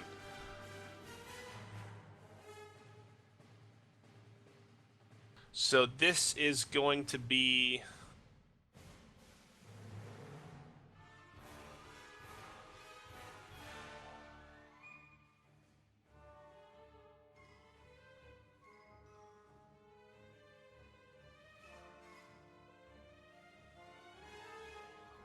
a charge attack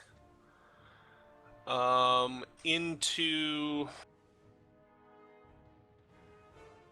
Oh, now I need to look up Bull Rush.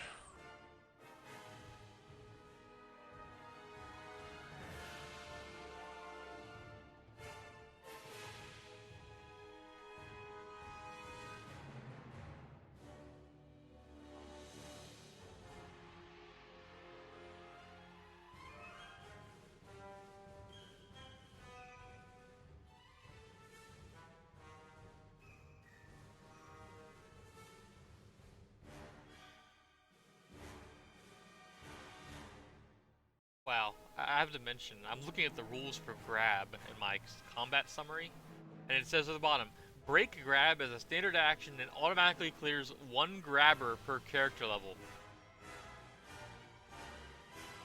I find it odd that they have to specify that. So if you're level 5 and you have 5 people grabbing you, you can break away from all of them with a standard action. I can only think that there's so many situations where that would matter. All right, so he rushes through the woods and attempts to tackle her, but she like dodges out of the way, and he smacks into like a bush and gets like tumbles into it.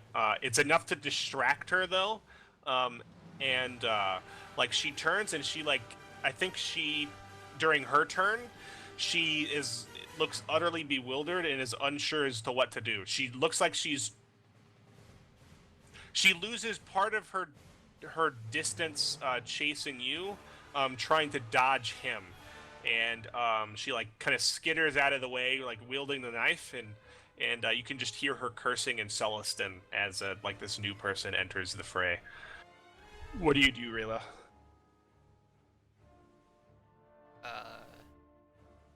Unless it looks like there's like if he's like tussling with her, I'll try and help him disarm her. But that's like, I find that like I'll have to roll a nat 20 to actually succeed at that. What are you going to do, Rayla? I guess I'll keep running. That seems fine. That. All right. Give me another acrobatics. Oh yes, I'm totally gonna clothesline myself again. I can see it now.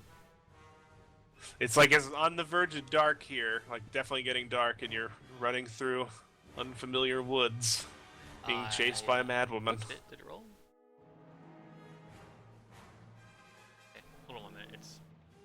Let me reopen it because it's not rolling when I click it.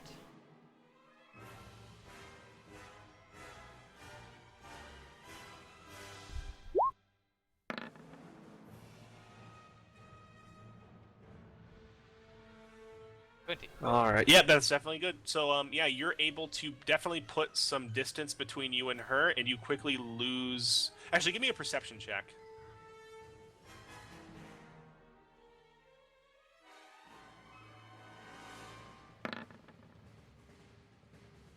Yeah.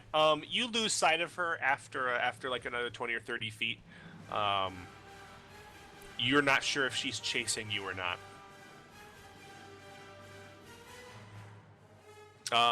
Marlowe, you're running through the woods, and you can hear the sounds of a struggle going on up ahead. Can you give me like how fast are you trying to go through the woods?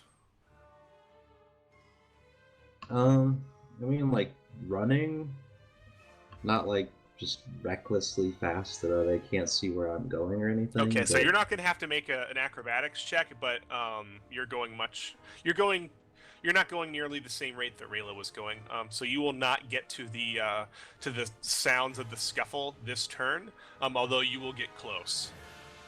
Oh, by the way, I do have dark vision. That helps. That helps considerably. How about you, Roddick? I'm gonna probably be running even faster than that. Unfortunately for me. All right, before we acrobatics. Here we go. Hold on one second, I'm looking for acrobatics. Here we go. Rolling it. That's pretty good. You managed to catch up to Marlowe. Marlowe's going at a slower pace, but he can at least see. You just get lucky, and you're like plowing through the underbrush, and you basically catch up to Marlowe. Rayla, do you continue running? Yeah, I think I would. Well, if we get out of sight, I would plan to eventually loop my way back around to our barracks. I think. Well, you get out of sight of her, but like it's literally only been like 3 seconds since you got out of sight of her. I would keep running then. Okay, all right. Whatever, like a circular path we can take to get back to the barracks. I don't know what the layout is of this area.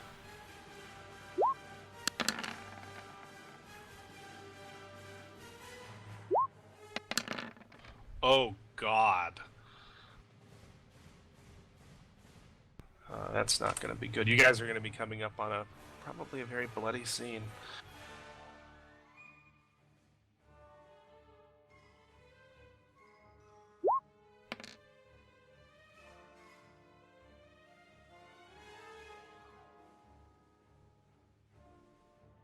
Crits are just double damage, right? Yes, I think so. Pretty sure a crit just doubles basically everything.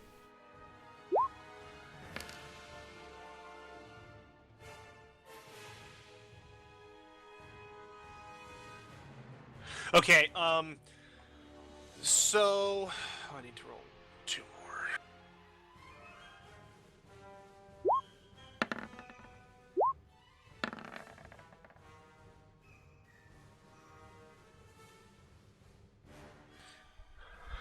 Unarmed can't be 1d3. That's not a dice. Unarmed right? is 1d4. Well, it's 1d3 if he's small, 1d4 if it's Well, medium. how can unarmed be the same as a knife? Unarmed can't do lethal damage unless you're trained in martial arts. Okay.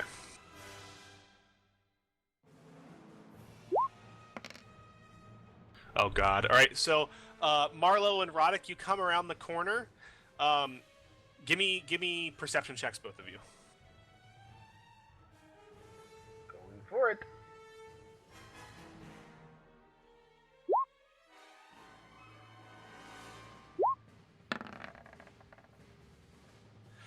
You come around the corner, and Marlo, you smell as you're running through the woods. You smell blood. With a high enough check like that, you can smell a fair amount of it, like trailing through the woods along the path that you're running through. Like somebody is bleeding and running through the woods. Both of you turn the corner, and you like I think jaws drop and like maybe skid to a brief halt as you find Gerfen like belly up on the ground, basically being gutted by this Celestin woman. He's got his arms up and he's desperately trying to shield himself, but he's got cuts all over him, and she's basically ripped open his stomach with a knife. And there is blood everywhere. They're like basically in a small clearing just behind one of the dormitories. And she looks up, there's blood all over her face. And there's like a moment of recognition when she sees you, Marlo, and like she lets out like an almost Celestin feral hiss. What do the two of you do? I know. what I'm gonna do, but I Marlo, want, you can act first. I'm gonna go for a flying kick. Okay. That's very ironic. This sounds like you're charge attacking. Is this an adequate statement? Like you're Let's- running at her and jumping to attack? Yeah. Charge attack will give you a bonus to your attack roll, but it will give you a penalty to your reflex defenses until the start of your next turn. It's basically like you're getting an advantage on your attack, but your defense is at a slight penalty. Okay. What's the attack bonus? It's a +2, and you get a -2 to your reflex defense if you get hit.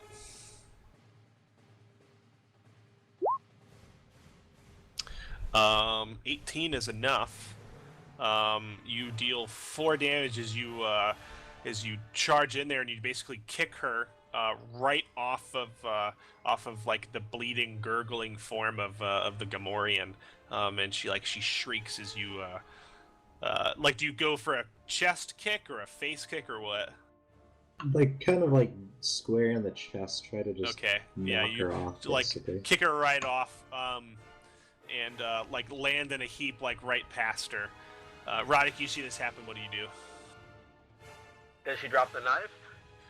No. Not that you can really see. In that case, I'm going to be charging right behind Marlo, and I'm going to go into almost a slide at the last second, trying to grab her on my knees, trying to grab her arm and give it a twist to make her drop the knife. Okay, so you're gonna try to disarm her. Yeah, I'm going to try to disarm her. Okay.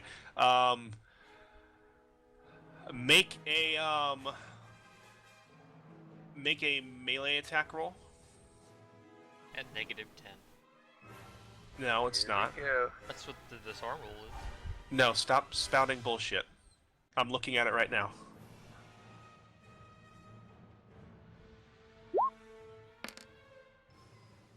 That was a terrible roll, though. Yeah, you don't make it. So you jump over and you try to like disarm her. Smack the knife against the ground. But yeah, she's white knuckling this thing, and there's blood covering her arms. And like right next to you, you can see like you can see the form of the Gamorrean like looking over at you. And there's like this odd moment where you see him like basically like bleeding out next to you. The Celestin goes for Marlowe's throat with the knife.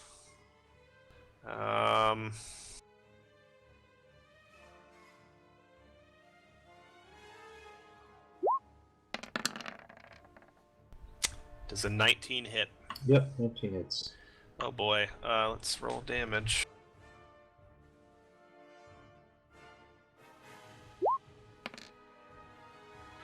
You take 5 damage as she, like, I think she slashes you over the collarbone and, like, a little bit across the neck. Not slitting your throat by any means, but, like, she obviously intended to, and she just, like, howls as she, like, stabs you across the throat, and rolls out from beneath the two of you. Like, she's basically just hurling herself at Marlowe with the knife. Rayla, you can give me a perception check.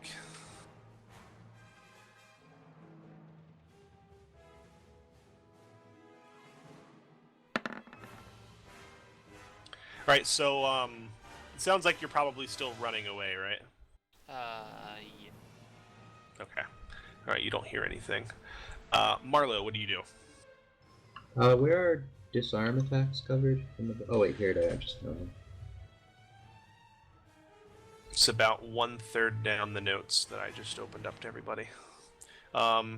You only get a penalty to your attack roll if they are holding the weapon in more than one hand. A disarm attack, they get a +10 to their reflex defenses, is what happens. Oh, that's this combat reference loss you can grab is wrong then. That's what I have.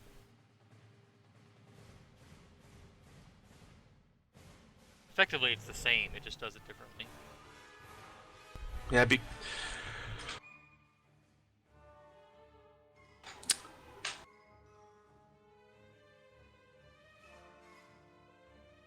Are you going for a disarm?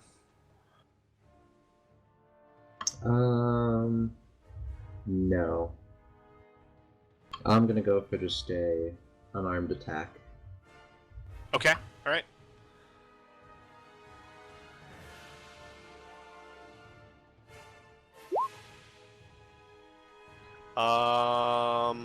That is not a hit.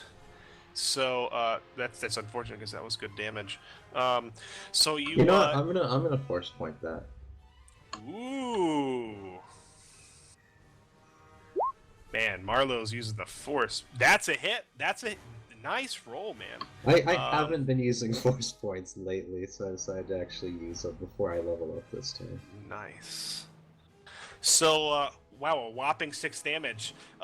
So you throw yourself at her, and she dodges out of the way, and you feel like you just feel yourself being taken over by your reflexes, and you spin backwards, and you elbow her and smash her straight across the face, and she shrieks and she tumbles back 3 or 4 steps, and you land a super solid blow. Roddick, what do you do? The Celestin woman's like streaking blood from her face, and like right beside you, there's like blood everywhere from the Gamorrean. I see Marlowe has underhand for just a second. I am going to see if I can inspect or do anything to treat this Gamorrean very quickly. Okay. Let me look up something real quick. Not my forte, unfortunately. I still might have one of the med patches in my pocket, if that matters. You may not be able to do this in combat. Okay. Let me look up. Treat injury, requires a med pack, is a full round action. You can administer first aid to an unconscious or wounded creature. Yeah, so you can, as a full round action, do this. It requires a med pack. Let me see if there's any way you can do this without one. Does the med, like whatever I had taken, I mean, I'm not going to note it down. Yeah, you do have your medical shit. That's hilarious. It's not going to count as a full med pack, but I am going to say it might be enough to stabilize him. If you're successful. It's gonna be a big if. I'm not trained in this, but yeah, give me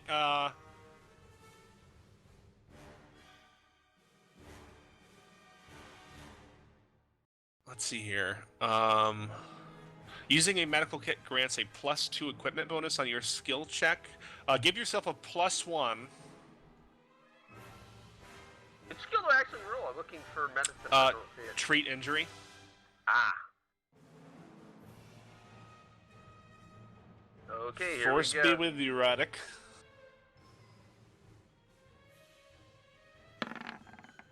Oh God! Oh I God! think you just killed him. Oh, shit. The ones in today's session have been absolutely amazing. I'm guessing a force point won't get me out of that one. Oh, No. God. At force point, you could still amount to. You could get a maximum of a like 13. Wait. Oh no. Oh, I do have to remind you, Marlowe. You do have destiny points, just in case you had forgotten. I don't think destiny points, as they work, function on skills. Let me bring them up just in case. Oh, God, what a freaking time to roll one. Oh God. On a side note, it would allow you to disarm the opponent. Yeah, so this will maybe help Marlowe with his thing, but Destiny points will unfortunately not save Girthen, who like you see that his stomach has been split open, and I think Roddick, you desperately start shoving his intestines back into his body. No, Roddick. And you see his eyes just go wide, and he's like, and like he's like gasping in pain and blood spurting out of his snout. And he grabs you like with white knuckled terror. And it's like you're like shoving his intestines back in. And what you didn't know is that Gamorrean's like the Gamorrean heart is lower in their body. I mean, as you're shoving the intestines back in, you accidentally like shove them right up against like a vital organ, and all of a sudden he starts having a seizure, and like there's a spurt of blood that flies out of the interior, and like there's like it's like an artery just got clipped or something, and you get hit right in the face with this spray of Gamorrean blood, and he's like. And he just like falls back. Oh my God. I tried! Oh, God, that is so sad. Oh. Oh, man. I don't know if it Friggin' matters or crit not, but Gamorreans fail. get improved damage threshold racially. But Not against ones. Yeah, that was the worst friggin' time to crit fail. Oh my God. Wow. yeah, they get improved damage threshold and great fortitude. That's what happens whenever I try to save anybody in an RPG. It always Does goes the, so wrong. Does a 16 hit you, Marlo? No. It does not meet your reflex score. My reflex is 17. Nice. All right. Yeah. So she strikes at you. I think it slashes across your clothing, but and I think like you get some minor cuts as you're forced to like move backwards as she like just charges straight at you. And I think behind you can see Roddick desperately shoving intestines into this green pig-like form, and Roddick's like, hold on, you'll be fine. And like I'm you gonna see go, him rip Gerthen, open him, no. like you see him rip open some sort of like sedative pack and literally shove it into the guy's intestines.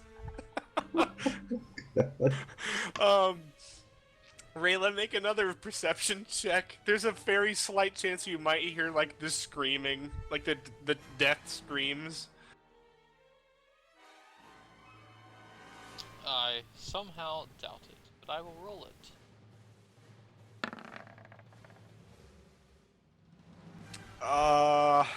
No, the adrenaline is just too high in your ears. I'm gonna go ahead and remove you from initiative because it doesn't sound like you're coming back. Nope. Marlo, psycho bitch is right in front of you. What do you do? Since you reminded me, I'm going to use a destiny point to automatically crit on a disarm. All right, so I think you've got 2 destiny points. Mark down one of them. You can, you can spend a destiny point. It does not take an action, so you're still going to have your action. Oh, nice. And it grants one of the following benefits. You can score a critical hit, no attack roll required. So I think it still takes the action to do the disarm. It just it doesn't take an extra action to activate Destiny. yeah, okay, that probably makes sense. So you crit on your attack roll to, let's see here, where did that go? Yep, I'll be right back.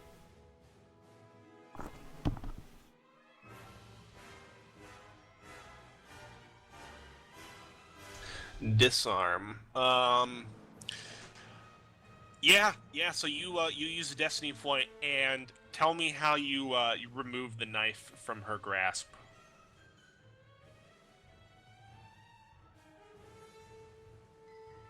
When she comes to swing at me, in a sudden moment of clarity, I'm going to grab her wrist kind of, and twist it around, and then just take the knife right out of her hand. Okay, yeah. So you hear kind of a snapping in her wrist. You're not sure if you broke it or dislocated or something, but yeah, you move with lightning speed, and you know that you have a real chance of maybe dying here, and you move forward and thrust yourself into destiny, and grab her wrist and just slam with all of your might, and remove the knife from her grasp.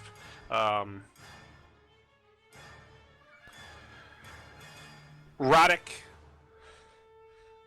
with one last gasp, Gerfin sits up, grasps your shoulder, oinks out one last gasp, blood splurting everywhere, and then falls backwards with a horrible gaseous sound. Alex sees this is the perfect opportunity to work his way into maximum now that Marlo has the knife, unfortunately, though he does feel bad for the poor prisoner, and he just kind of pats him. I guess he closes his eyes if he can with one motion, then he turns around and looks at the woman that's currently fighting with Marlo, and I'm going to go straight for her with a right hook in hand. Alright. Roll attack. You can't have a There you right go. hook in hand. The right hook is your hand. Well, yeah. Right hook grinding up in my right hand, I suppose. Let me roll it here. I was thinking Roddick thinks this is the perfect time to find himself into maximum security prison, so he rips the Gamorrean's right arm off and uses it as a club to beat the prisoner to death. I thought about taking some entrail baths. I think I already got entrails all over me, and I plan on That's getting a that hit. knife. That's a hit. Nicely done. So another 5 damage. Wow, yeah, you guys are definitely putting the beating on her. She smacks back into the wall. She looks very worse for wear, but she still has this friendly, this frenzy in her eyes, and she just she shrieks something unintelligible in Celestin, and I think she makes one last dive for you, Marlo, and I think you see her open up her mouth and try to bite at your face.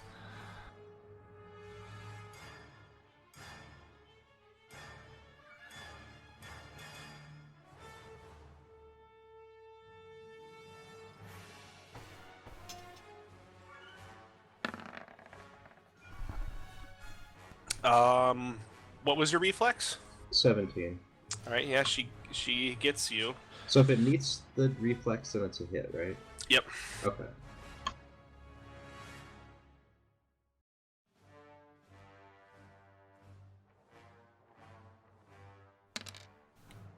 Yeah, so she like, I think she bites one of your jowls for 3 damage.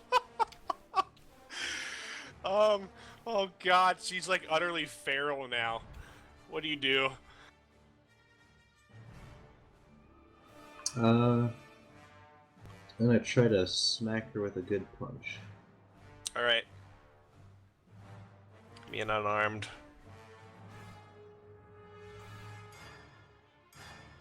That's not a hit. Do you have any more force points you would like to expend today? No. Okay, alright, yeah, so I think you bring an elbow up and smack it down on her, and all it succeeds is, like, getting her to let go of your face, and, like, she now is, like, biting onto your shoulder.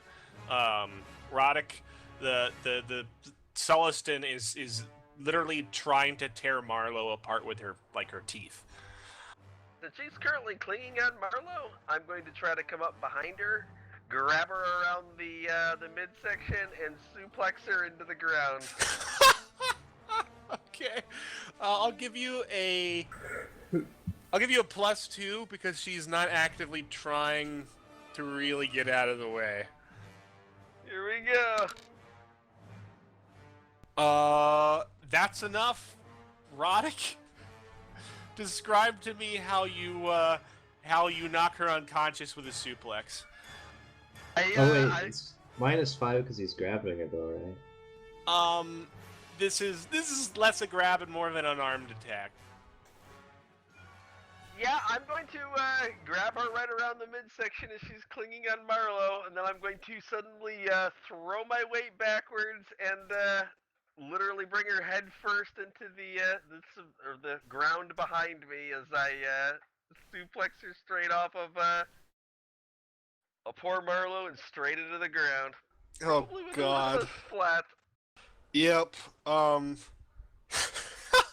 I think part of her body goes crashing into poor Gerfin's corpse.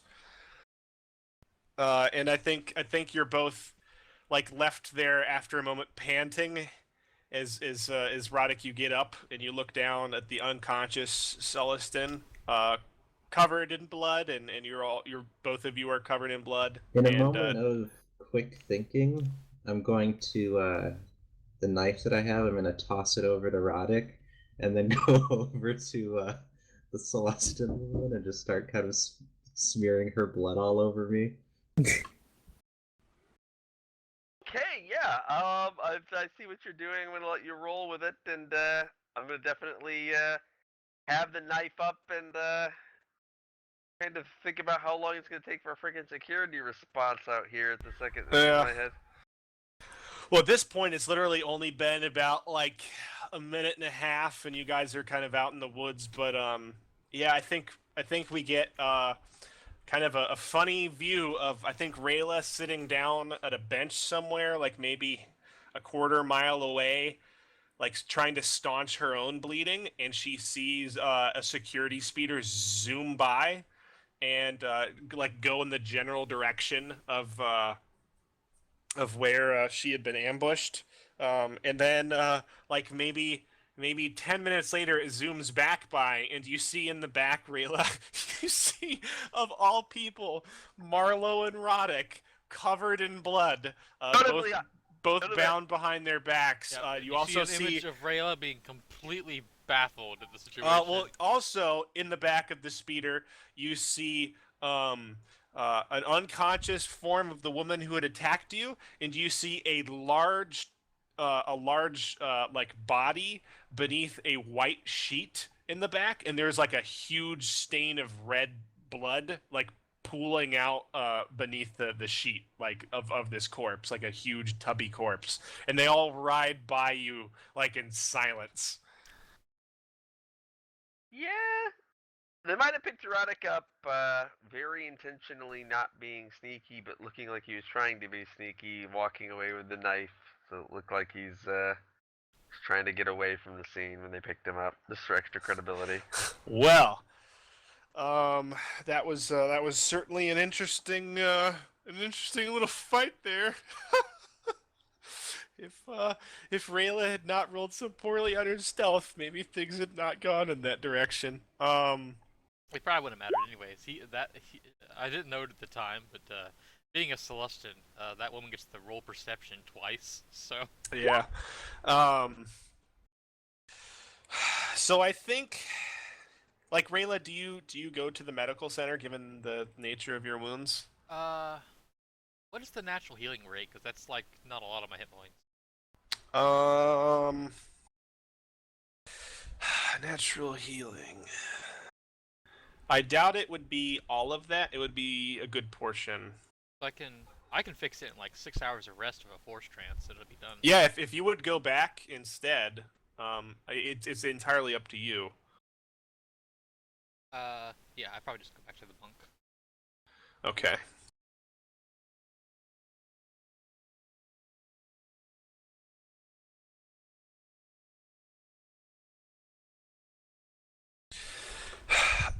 At some point. Yeah, I'd get it all back in like most of it back in just an hour of force trance. Okay, use your force trance. It's only DC 10 unless I roll a 1. I think you're in the middle of your like I guess you're at the end of your trance when the door opens up. It's at nighttime and Agent B strides into the dormitory, whom you've not seen all day. B, you see Rayla. She's the only person in the dormitory. Things look like a mess in here, like somebody had been tossed around inside a little bit, although it's not like a full-on struggle. And I think Rayla is like probably like in an undershirt and in her pants, and she's got like some blood on her clothes, and she's obviously like got some fairly significant slashes across her skin. All right. I offer if I can lend a hand. Do you inquire as to what happened? I'll inquire later. No, it's fine. It'll heal up, and over the night it'll be fine. So what happened? That's a bit of a long story.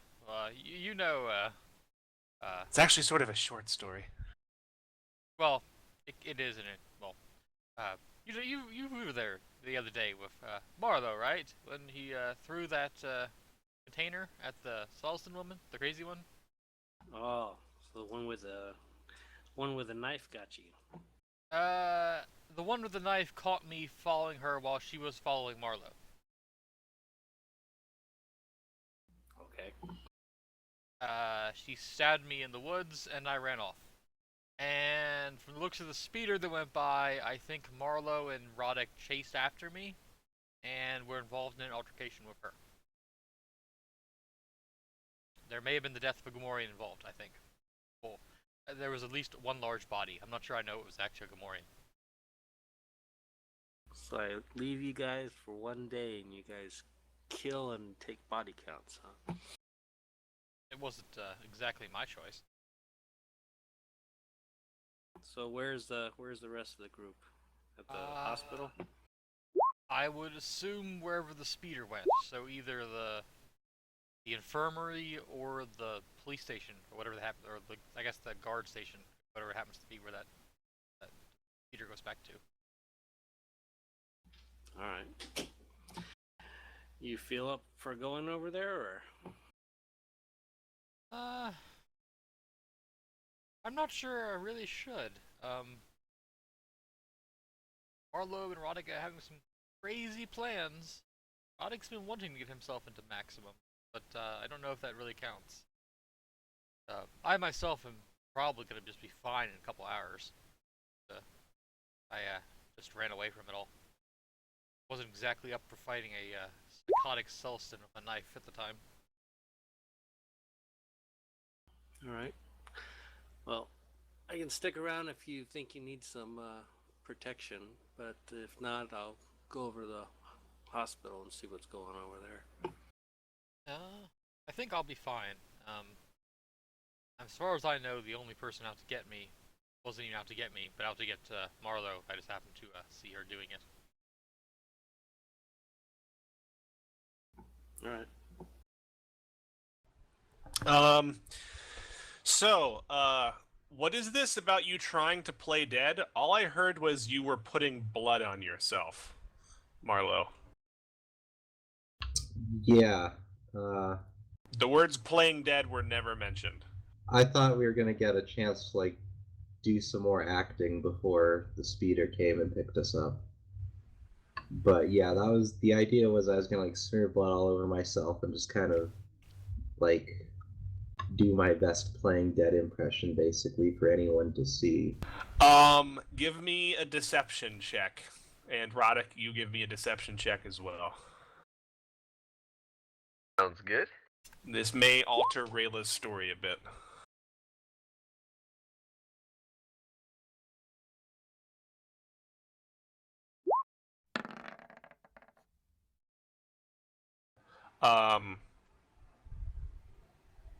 Nope, they do not buy it one bit.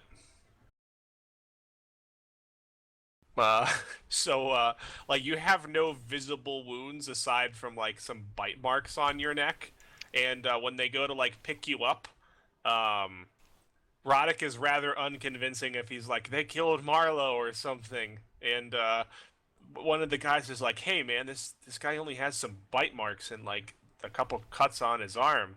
And then, like, the guy puts his hand to your neck. He's like, he's got a pulse. We've got to get him to the medical facility. We can't tell them to keep quiet. It's a sector ranger thing, and just They look to each other and they're like, sector rangers. You were aware there were only a couple of the guards that knew about that, right? Yeah, I wasn't sure if they would known about it or not. I'm guessing the answer is no. There were literally you were told that there were literally only 4 people that knew. Yep, Roddick's just gonna sigh and say that. All right, Marlo. Guess the gig's up. We're gonna get in a lot of trouble for this. I'm commenting as I look around. Should have never helped that woman murder these people. I'll say loudly in Marlo's direction.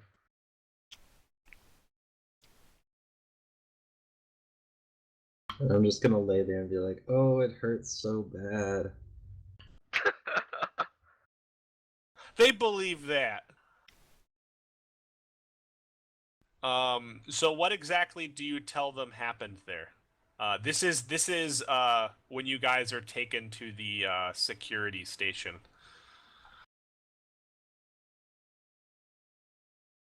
I think we should try to get in contact with one of our contacts at this point. How would you do so? Were we given the names of the people, or just like where they would be?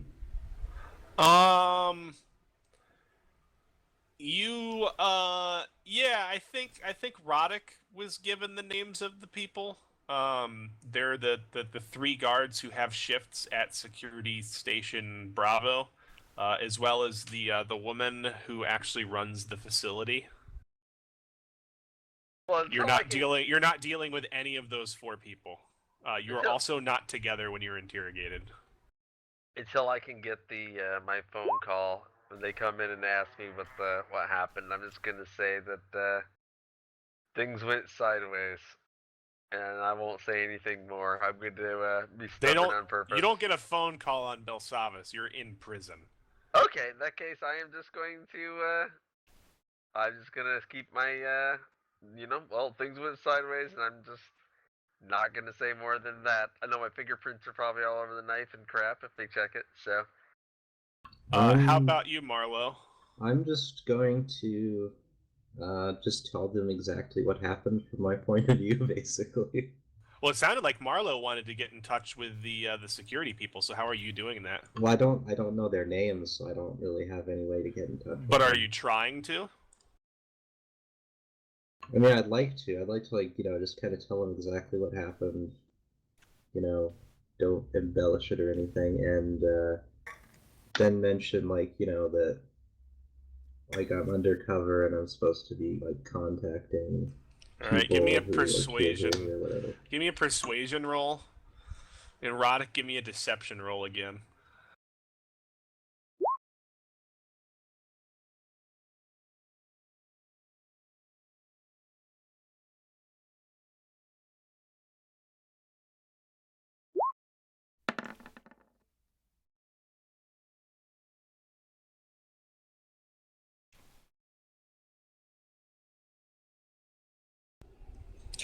All right, so Marlo, you find yourself getting a lot of yeah, undercover sector ranger. We haven't heard that one before. Nobody's really taking you seriously about that. Roddick, they're perfectly willing to believe that you just killed this person. They don't ask like a whole lot of questions. I think like they ask like why did you do it, that sort of thing. Like they're pretty keen on that. And like how was the Celestin involved when referring to Marlowe?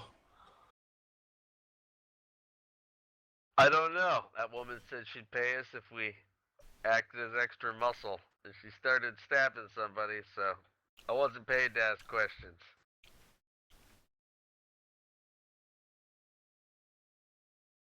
She thought we would be good recruits after the incident in the lunchroom the other day.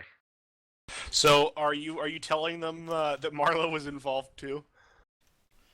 It sounds like that's what you're inferring.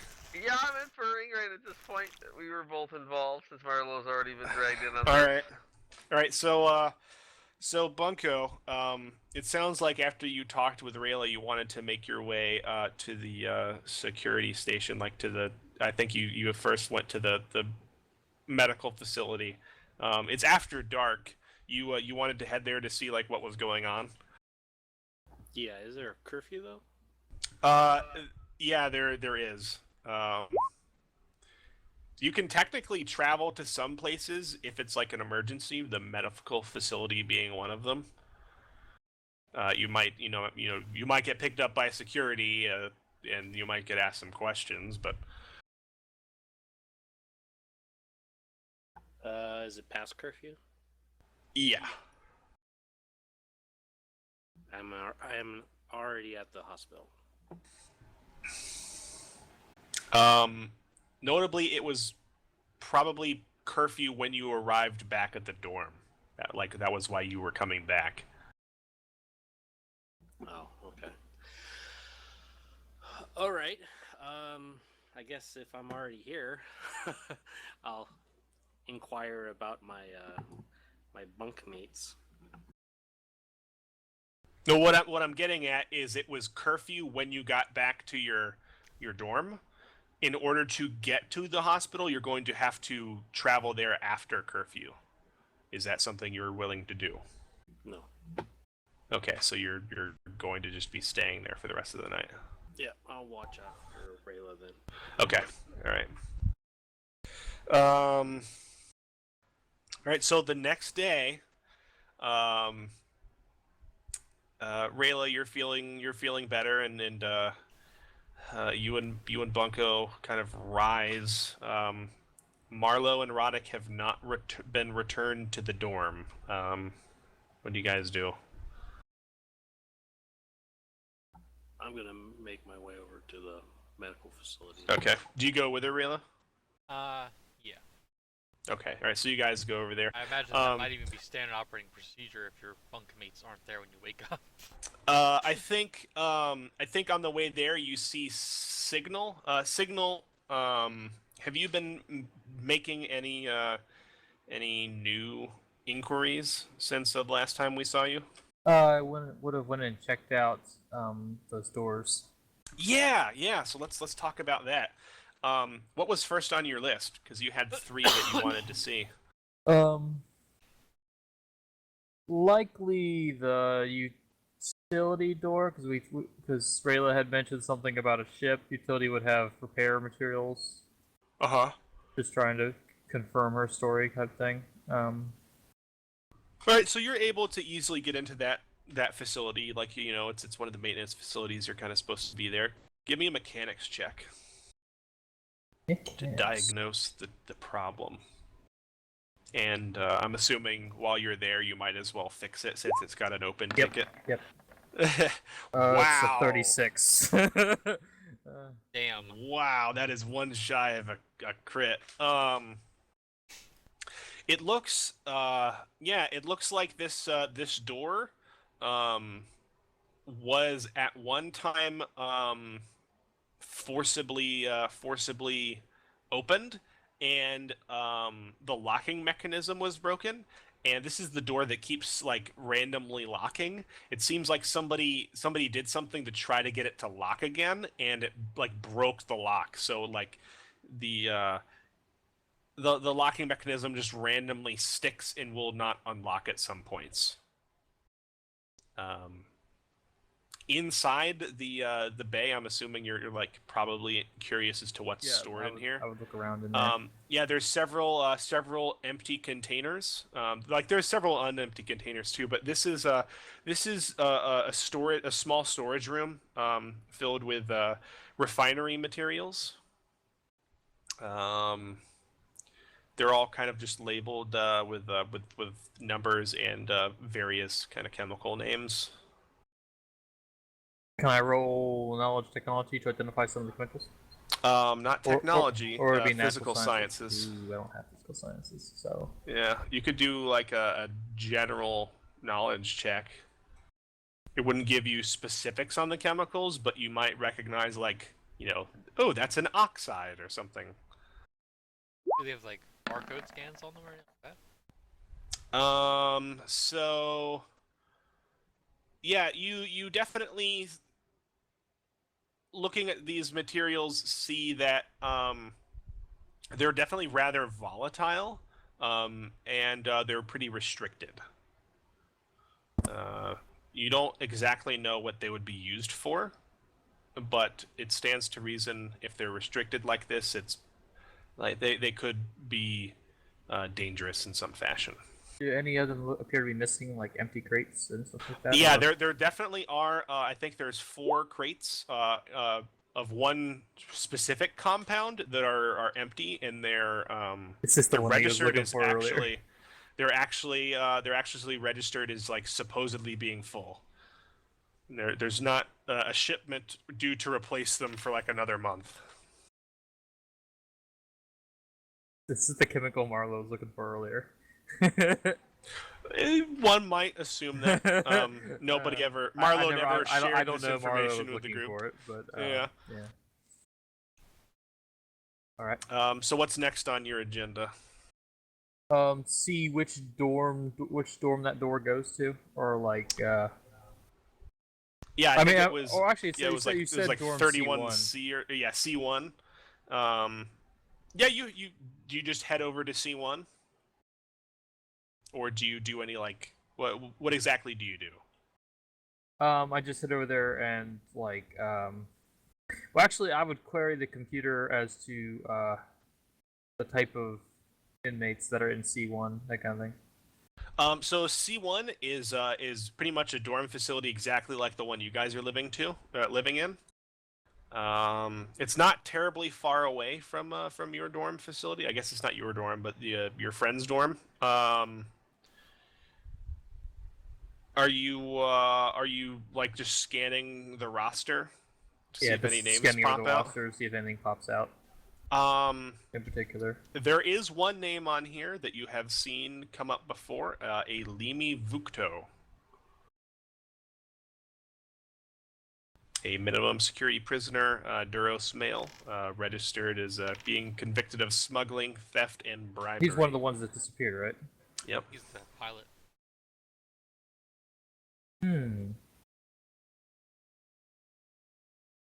Do you fix this door? Yeah, I fix all of them because, like, All right, give me a mechanics check. why would you go someplace to look at something and not fix it? It would be rather suspicious.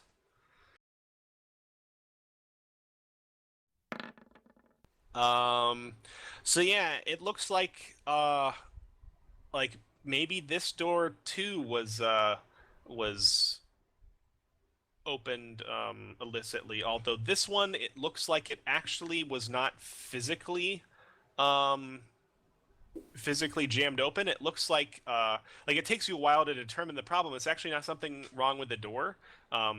if you recall, I said they Like- had to replace the entire door. It's actually a power link up next to There's the like door. a It board looks like that's bad or somebody. something.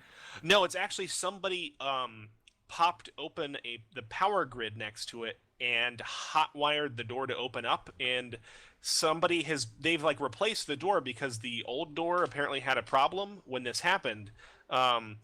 But what they should have done is actually replace the power grid. When they hot wired the door to have it open, it caused like a short with this grid to where the door would randomly open at points. And yeah, you can basically determine, although it takes you some time, that it's not a problem with the door. It's actually a problem with the power to the door, and it's likely that somebody tried to open this sort of surreptitiously and caused a fault in And the fucked up. power system. Yeah, like a kind of a subtle fault, but one that you can find. How about door number 3? That was the medical door. Yep. The door that Ironic. wasn't locking down properly. Yeah, so we all come to the medical facility, and I think you're here in the middle of the night when Roddick and Marlowe are brought in, and I think you're kind of surprised to see them brought in cuffs, and they're covered, like just covered in blood, and they're led into interrogation cells, and you don't see them for hours. Would you go about your own investigation while maybe staying around and maybe waiting for a chance to see them? Yeah, probably. Okay. Oh, can I interject for a moment? Yeah. If we're gonna be like being interrogated for like an extended period of time, at some point I will like mention to them about like the missing chemicals that I found, and also mention that it's chemicals that could be used to make explosives. Okay. Yeah, that might help. I know they're not like, they're just treating me as like an inmate at this point, but that's information I think they would still act on, so I want to give it to them. Yeah. All right. That could potentially help maybe resolve your story. I think with your persuasion roll, you're persuasive enough to at least get them to look into it. Signal, can you give me a deception check and a mechanics check? Alrighty. 1 times mechanics. Times Ooh. deception. And I will knack the mechanics because that doesn't seem high enough for me. I want maximum efficiency. Always. This check was insufficient. All right. So you determine that there was definitely some tampering with the store as well. Although it seems to have been at some point, probably in the past. You can't really determine the nature of it. It looks more mechanical than electronic based, like the last one. But you determined that this too was a door that seemed to somebody had probably broken in at one point, and due to their break-in, had introduced some sort of malfunction into the system, and you are able to fix it. So 3 repair jobs complete, and 3 minor mark. mysteries checked, and you arouse no real suspicions. While you're here,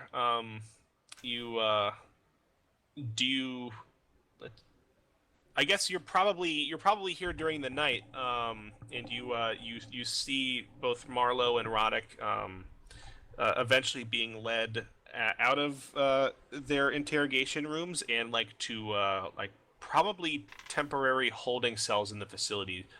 Marlowe and Roddick, you both notice Signal here. Does anybody try to say anything or get a message to anybody? You're kind of like on opposite ends of a hallway at this point. This is still during the night. I would kind of...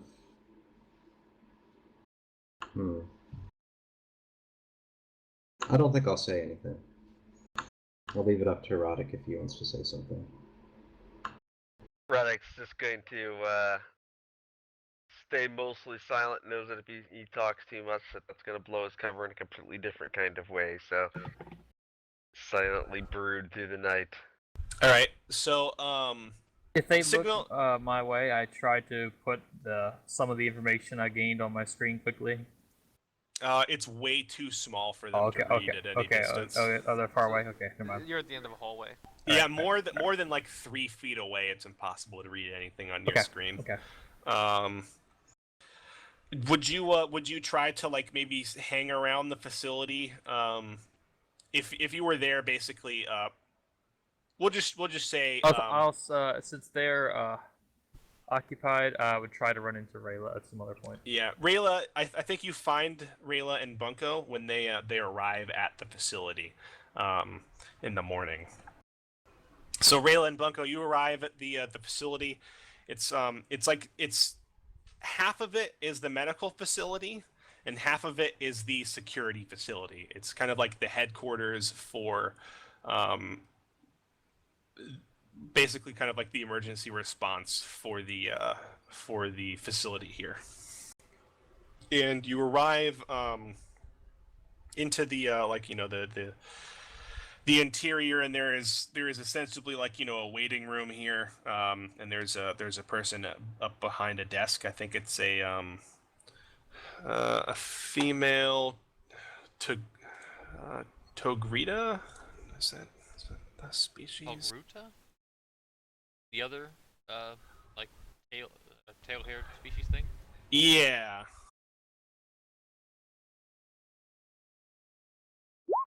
Here we go. Yeah, female Togruta, in a kind of a plain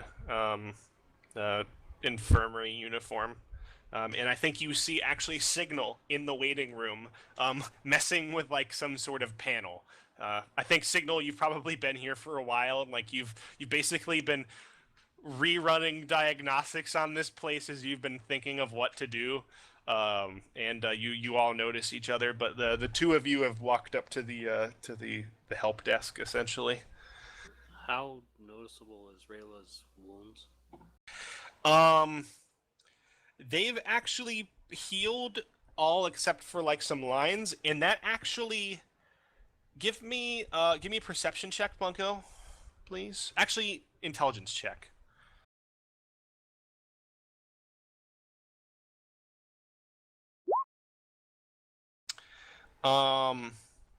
Something's off about that, but you're not sure what. There's something nagging in the back of your mind. She's when a you, force user. Oh wait. yeah,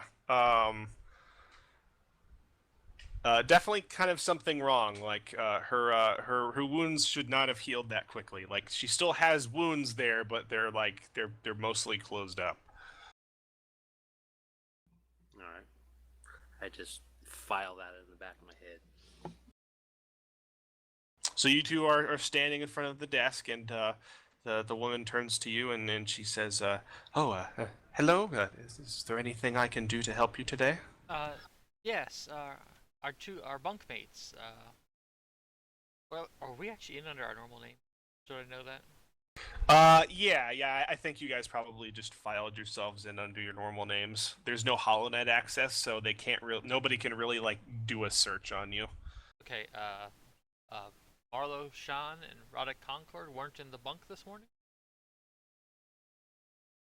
She's like, let me check, and she turns around, she says, oh my, though, she, like, gives you a look, and she says, I'm afraid they were brought in due to last night's incident. What incident? Apparently there was a murder of a Gamorrean last night, and I'm afraid your bunkmate confessed to being hired to murder him by the Celestin woman who had been arrested in conjunction, and it seems that she's looking. He's marked for transfer to maximum security. It's the same with the Mr. Shan. I turned to Rayla. Well, looks like he got his wish. Well. Greatest time. I thank you for the information. I was just curious where they had gotten to. People turn up missing. It seems this will be the likely first place to ask. She says, unfortunate business. The Gamorrean was... She just kind of winces. You get the feeling that it did not go well. Do you guys leave? Yeah. Alright, so yeah, you guys go to leave, and I think maybe Signal rolls across the waiting room to kind of intercept you guys on the way out. I go, look out! It's a bomb! Signal missile incoming. No. I probably looked down at the droid, because I'm not supposed to know said droid, so I just looked down at it. On my screen, I quickly display like information about the doors. That had to be pretty quick. Not in super great detail, but like just the fact that I found a couple things, like dorm one, door hot wired, utility, door seal tampered with, mechanical locks, chemicals missing from a refinery, and then a lot number that you probably don't recognize, but I take it into account and continue walking like a. Yep. Like I just glance down Yep. at it on the way past because I'm not supposed to know said droid. I imagine I'll get more details later at a better time. Yep. So what do you guys do? Roddick and Marlowe are currently on a transport to maximum security. We'll deal with them in a second. I would imagine I go back to the bunk and make sure there isn't like another note or something under Roddick's pillow. Roddick told me about said note in the first place. Yeah. You go to his bunk and you lift the pillow up, and there is indeed a note. I read it. All right, give me 1 second. Please get arrested to go to maximum security. How convenient. Don't stop it, go.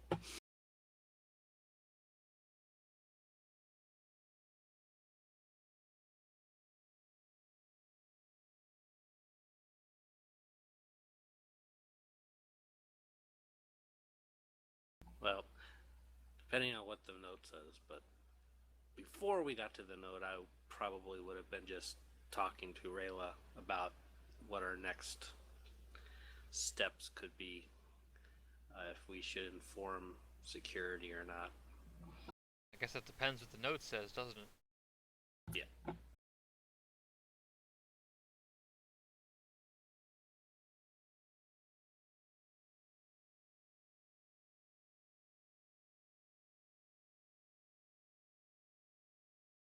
All right, so the note. I don't know that you ever saw the first one. Probably not. I think he it's flushed it right after he read it. Yeah, it's written fairly quickly. It says meet at security post Bravo. Were we just there? A different No, one? you were at the medical center with like the security headquarters. The security post is the small like little security like booth almost where all of your equipment is stored, where the 3 people who are supposed to know your identities are. Right. So I guess I will keep the note and not flush that one, and then go there. Doesn't have a time or anything, does it? No. There's You no would discussion about a meeting time or anything? No. It literally just says meet at security post Bravo. Okay, I'm just making You sure can it wasn't one assume- pre-discussed.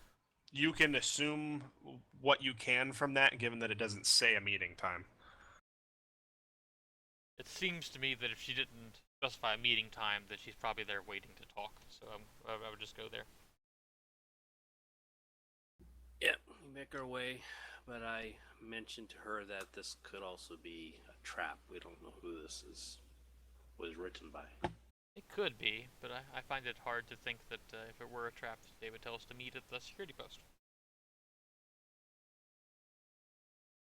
Alright, so you guys only have to walk like a minute and a half, 2 minutes to get there. It's very close by.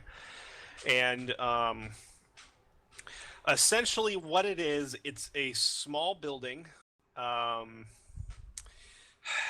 It's only, I think, 3 rooms. There's a refresher station inside. There's a small storage station inside, like, you know, a storage closet. And then there's the primary room in which you walk in. It's you know, armored and sealed, which has like an armored viewport to look outside. It's got several chairs, and it's got basically communications and security monitoring systems. Like, it's basically built beneath it like an antenna tower almost. It's literally a security monitoring station. There's like, I think 4 or 5 of them set up around the compound. And you make your way there, and you can see like a security camera over the door kind of register your arrival. I make sure that nobody's watching us real quick. Right, perception check, please.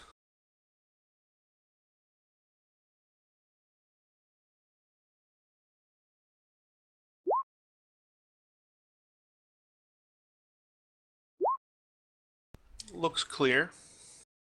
You can see people in the distance, but nobody's really paying any attention to you. So you like walk up the 2 steps up to the door and like maybe rap on it or something, and a moment later you hear like a boot and the door unlocking, and the door opens up and slides into the wall, and inside is a figure in like kind of full security armor, and he's holding a stun carbine. That's the typical armament of the security forces here, and he kind of looks out and then gestures you inside. Well, walk in. Yep. He says, like, I think he looks the 2 of you over, and takes off his helmet. He's let's see here.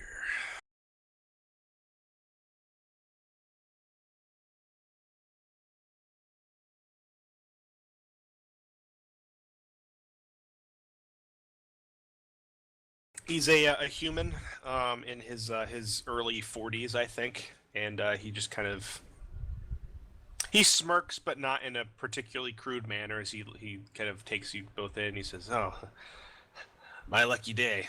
Normally, I don't have to. I don't get to deal with such welcoming guests." He kind of gestures about. He's like, "Welcome to Security Post Bravo." He looks about and he says, "Was Concord not able to make it?" From what I understand, at the medical office, he was involved in like an altercation last night in the woods. Something about, I believe they told me earlier that he'd been transferred to maximum security. He looks very surprised by this. He says, "What? I wasn't told about this." Yeah, I believe it's a recent thing, like literally like last night. Yeah, he says, Milo too. Milo. Marlo. He says, "Well, that's not good. I am. I'm sorry. Where are my manners?" He kind of steps back and he says, "My name's my name's Guido. Guido Pavan. I've been working here for a while. The facility manager informed me of your business here. I have to say, you guys are pretty brave to go undercover here. That's not why I called you. You're undercover operative in maximum security. He just kind of looks at you and he kind of like leaves the statement with a question at the end almost. I nod to him. He says, she went missing last night. Missing. He nods. Sometime between the afternoon and sometime last night, but she's unaccounted for.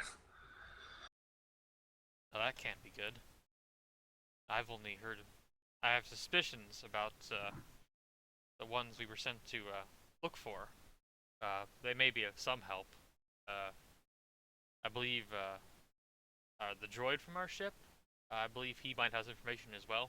I don't know if you want to go about getting him here somehow. Yeah, he says, well, I'm not sure. You can deal with that yourself. But I knew I needed to contact you as soon as I found out. They're trying to deal with the situation over maximum security. They're pretty tight-lipped over there. Do you know the circumstances of how she went making? Like, did she make like check-in, or I'm assuming there's like a cell check-in and that kind of stuff, right? Yeah, he nods and she says, all I know is she just disappeared between check-ins. Like overnight between check-ins? The last time anyone saw her was at evening meal, sometime before nightfall, and as of this morning, she's still unaccounted for. If this was a normal prisoner, that might not be quite as worrisome, but given the nature. My experience of her, she is quite formidable, but the people she up against, there's quite a few of them. If they manage to get a hold of her. Are you able to get communications into maximum? Limited. We're not exactly sure who to trust, from what I understand. The commander, Commander Turn, has only told us a bit, but he looks a little bit distasteful, and he says, the commandant is fairly sure that there's someone working on the inside of security there. So we've been told to try to keep communications to a minimum. What do you want me to do? Well, two of our guys are already on their way to maximum. So if we have some way of communicating to them, they can investigate from maximum while we stay here and do our investigations here. My information about what I think is going on has been pretty limited, but I don't know if such a thing could exist. It is a very old planet. It seems likely something could. It seems likely to me that somewhere on this planet there is a crashed ship, being as the list I was given, the 13 or so individuals from Maximum that are missing, they're all rather rough fellows, but the two from Minimum who are missing are a ship's engineer and a ship's pilot, which the other 13 lack the skills for. There also I believe, the droid has more information, but just earlier today he mentioned something about some doors that were unlocked that shouldn't be, which had, I believe, some rather volatile chemicals in them. Could possibly be used to make explosives. That's a bit concerning. Yeah, he looks pretty worried at the mention of explosives, and he says, that's very serious. You guys do seem to work pretty fast. I don't know anything about any ship. I do know, he kind of chuckles a bit, and he's like, there are tales about BELSAVIS. going back a long time. There could be pretty much anything on this planet, and I wouldn't bat an eyelash. Yeah, it just occurs to me that if there was an old ship somewhere, like maybe stuck in the ice or in a cavern somewhere, the explosives could get it out. Well, I'll get this information back to the commander, and she'll get it back to the commandant. Do you have any specifics you want me to try to relay to your friends? I can't guarantee anything, but I think I can probably count on Commander Turn to get something to Commander Nodek over at Maximum Security, and he can probably find someone to trust to get information to your friends. I think we should probably at least inform him about our contact being missing.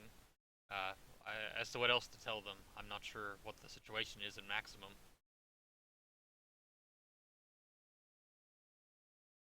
Yeah, just our contact's missing and to investigate.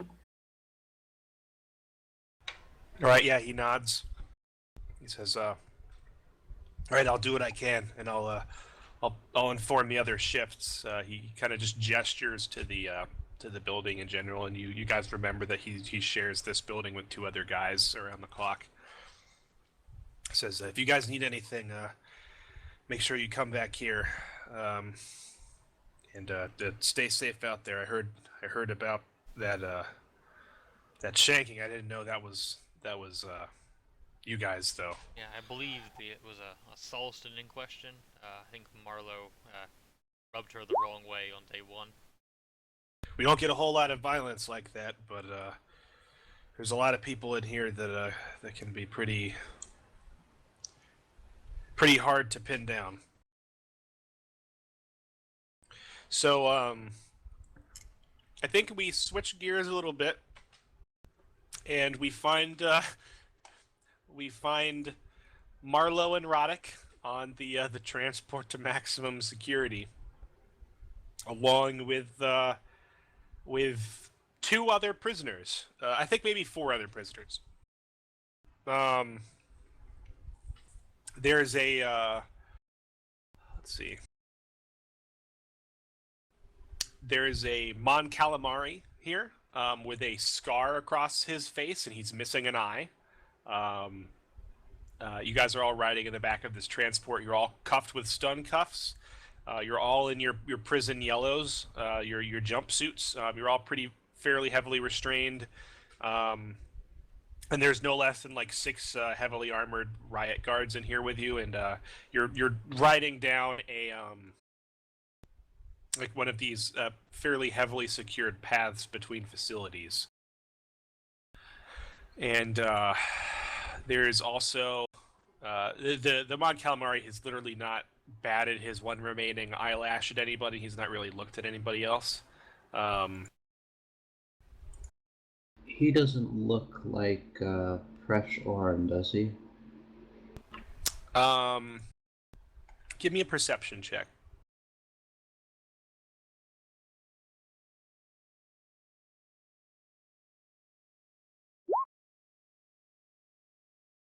Yeah, I'm gonna re-roll that.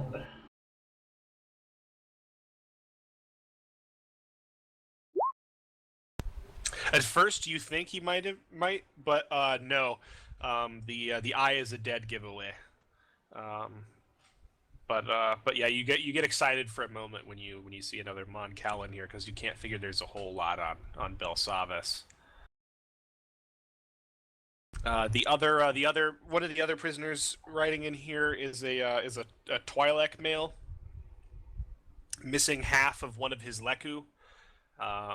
It looks like he's riding with his head tilted back, looking up to the sky, and he's got like a really weird sort of lackadaisical smile to his face, and he just lets his head like roll across his shoulders with every little bump of the airspeeder.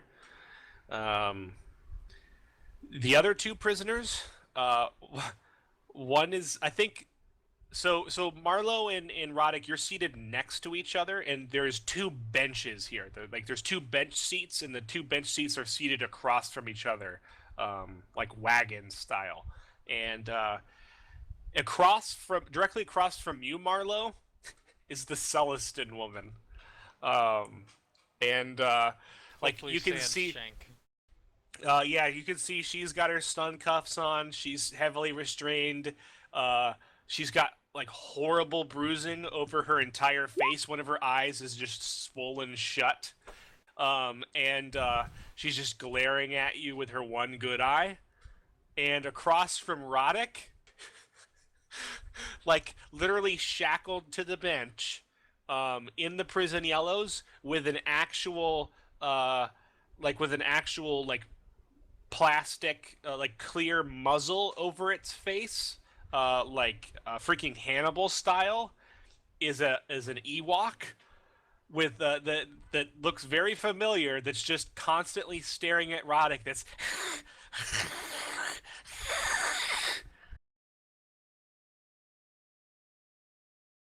and needless to say, I think it's a rather uncomfortable ride. Sorry, I had to say bye to some relatives. Where are we? We just had it was like a thing with Marlowe and Roddick. It wasn't involving. Yeah, I was describing Marlowe and Roddick's transport to maximum security. So how are you guys feeling on the transport ride to maximum security?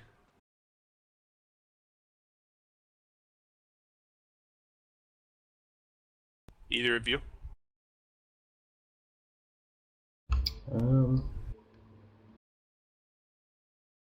Well, I'm feeling a little bit unhappy that this is how things ended up going, but Yeah, I think like right before you left, you're like, "What about the explosives? Did you find the explosives?" And you had told them where you were storing them, and one of the security guards was like, "We went there and we found nothing," and you basically got nothing for it. wait, the stuff I was storing? Yeah. The Gamorrean told you he was gonna put them back. Oh no, I was talking about those crates that like we found that were like empty, that were supposed to have all that stuff in them.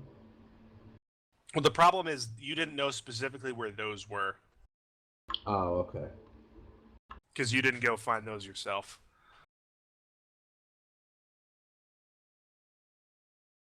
Yeah, I don't want to do anything to mess up our cover, so I'm not gonna Okay. like say anything during the ride. How are you faring, Roddick?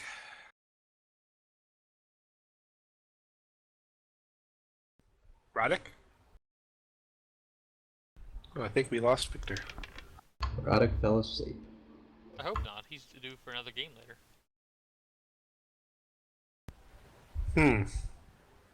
That explains why he's not been talking for a while. Unscheduled Taco Bell run.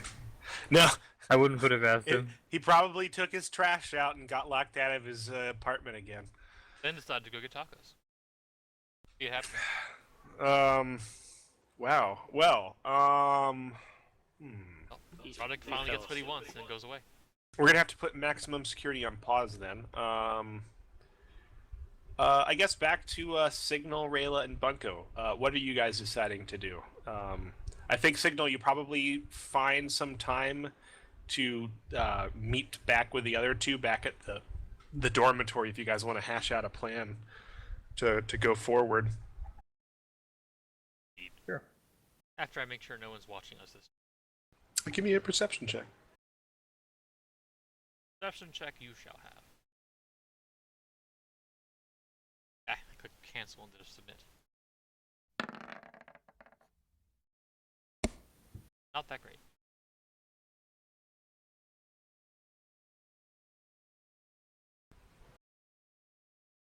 But I roll 5. I will knack it because I can.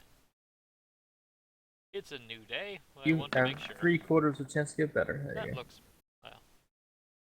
21. All right, Well, yeah. it's still a little better, but- You notice like people staring at you guys as you go back to the dorm, but like it's not like people are like covertly watching you. You get the feeling more it's like, oh, well they're the roommates of the guys who gutted Gerfin.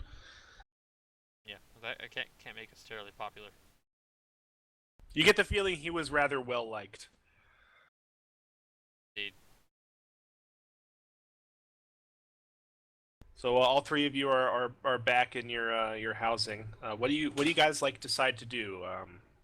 Like you can consider your resources sort of pooled in terms of your information. How do you sort of Are want there to still proceed? two guys from the rock gang in the housing, or they've like moved on? No, they're gone. Okay. So, you now know that I whisper this. I didn't see anybody, but I still be quiet about it. I'm not gonna like scream into the room or something. So we now know that our contact is missing. Say, is M41 there? No. I'm here. Yep. The information about the doors you found would probably be helpful in 41. If you, like, I'm curious about, I think the ship is probably what we should be looking for. It seems likely to me that, to fix it, if they are fixing it, they probably need a power source of some sort. Any type of power routings that would be, like, off the norm would probably be good to look for. Like a out of the way area, the power trail's got to go somewhere. At least one person has knowledge of power routing. One door was likely caused by power routing failure. Geothermal generators below system. Yes, but Power source? Question mark. well, yes, but if in order to like to prepare the ship, they would have power routed to the area if it's out of the way. It might be nothing, but if such a thing did exist, it might give us a general idea of location. Other than that, I think we should probably pursue information about. I was already talking about name Voodoo or something. I have closed the window. Which one was it? The Duros guy? No, the pilot. He was somebody. Who was the other guy? There was another guy other than the pilot. Limi Vukto was the pilot. Presh Oren is the other guy. I haven't asked about him yet. I think we should probably pursue information about him if we can. Hot-wired door belonged to Limi Vukto. He hotwired the door. Dorm C1. Make an intelligence check, everybody present. Intelligence. Button. It.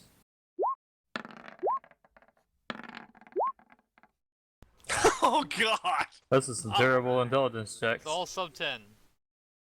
I had 12. Well, yeah, but your roll I was go, sub 10. Can't be trained. This in is stat this is checks. hard for me because this is a really easy intelligence check, but those are horrible rolls. Yeah, the thing is, you don't get mods on it. We just get stat. Like, actually, Yeah. Signal has a good stat. We rolled sub 50%. All basically flat chance. All right, Signal. You realize that the doors are not always locked on the dormitories. Like, you're not forcibly locked in during curfew. They're only locked down like in an event of emergency or something like that.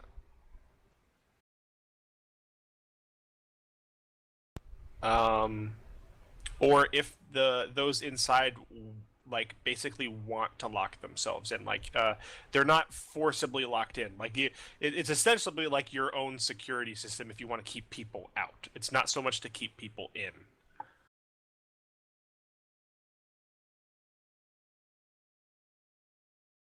Likely, Limi Vukto is being coerced, possibly. Door is not normally locked. When do they lock the doors? During curfew or other unusual situation.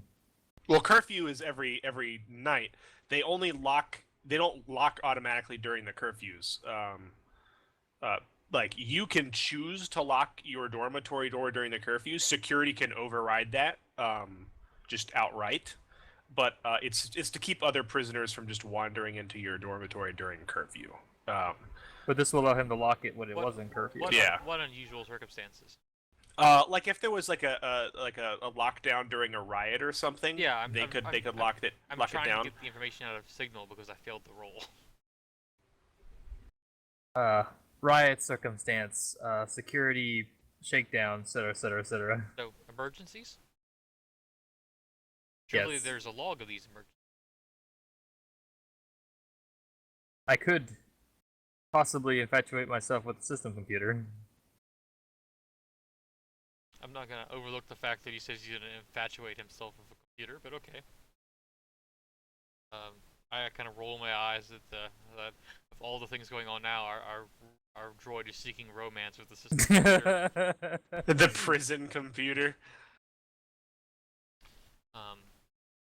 So you didn't open the door. You just found that it was locked. No, he was doing maintenance on the door in I question. maintenance said door, but The door the in door doesn't question normally lock. failed to properly lock most of the time. He was doing maintenance on it and found this information out. Yeah. Okay. Well, actually, that particular door was yeah, a bad locking mechanism. Somebody shorted looked- the power routing to it. Yeah, it looked like it had been forcibly opened in the past. Yeah. Was there any kind of trace of what was in there originally? Well, it's a dorm. So The it's- door, this is the hot fire door. This door was Where were the chemicals? medical. Or actually, no, chemicals were in refinery storage, yeah.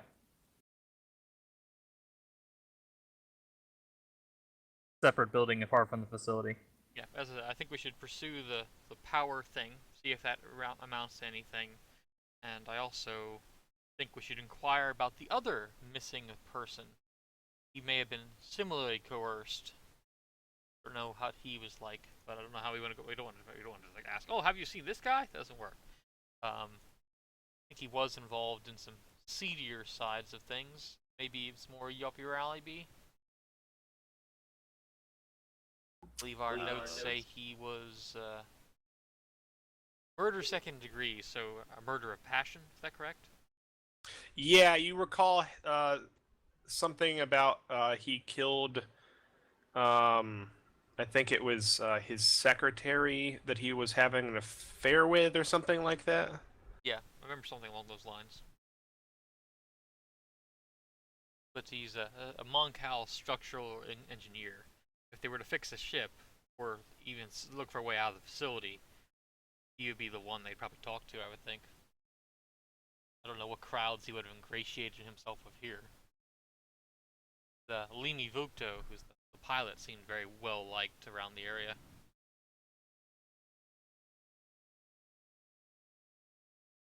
So it sounds like Signal is going to be ingratiating himself with Trying the to get access to computer, security logs and stuff. Yeah. and security logs, or trying to look for power sources. Both, but Okay, Uh, all right. I And can- it sounds. if I can ingratiate myself, I can make routine requests. I'm not necessarily, like, he can look for power sources if he wants, but I'm more interested in where the power's going than where it's coming from. Well, looking power into the usage power and stuff, yeah. sources. It sounds like you're suggesting Bunko look into the missing Moncal. Yes. How do you feel about that, Agent B? I can, but I would rather keep my distance. Okay.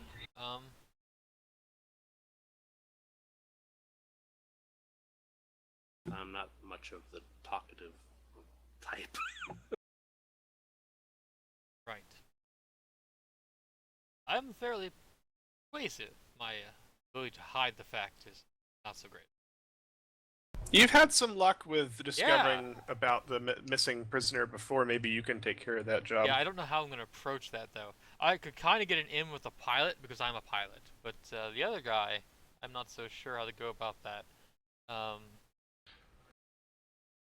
Well, What do you think? Could be a possible avenue for Bunko to explore? You three. So it certainly seems like you have some skills that are not being put to use.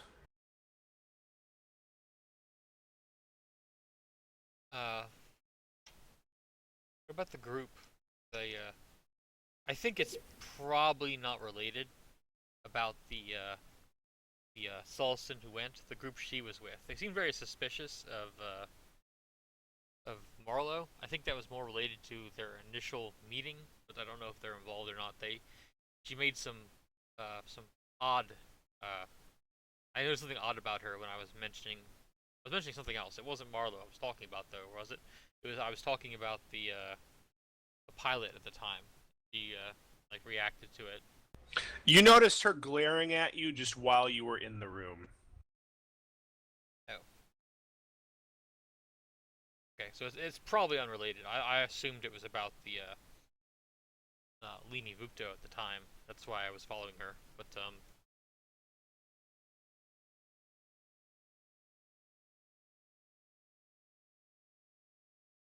I mean, I can go around and asking questions and stuff, but I'm not going to be very good at it.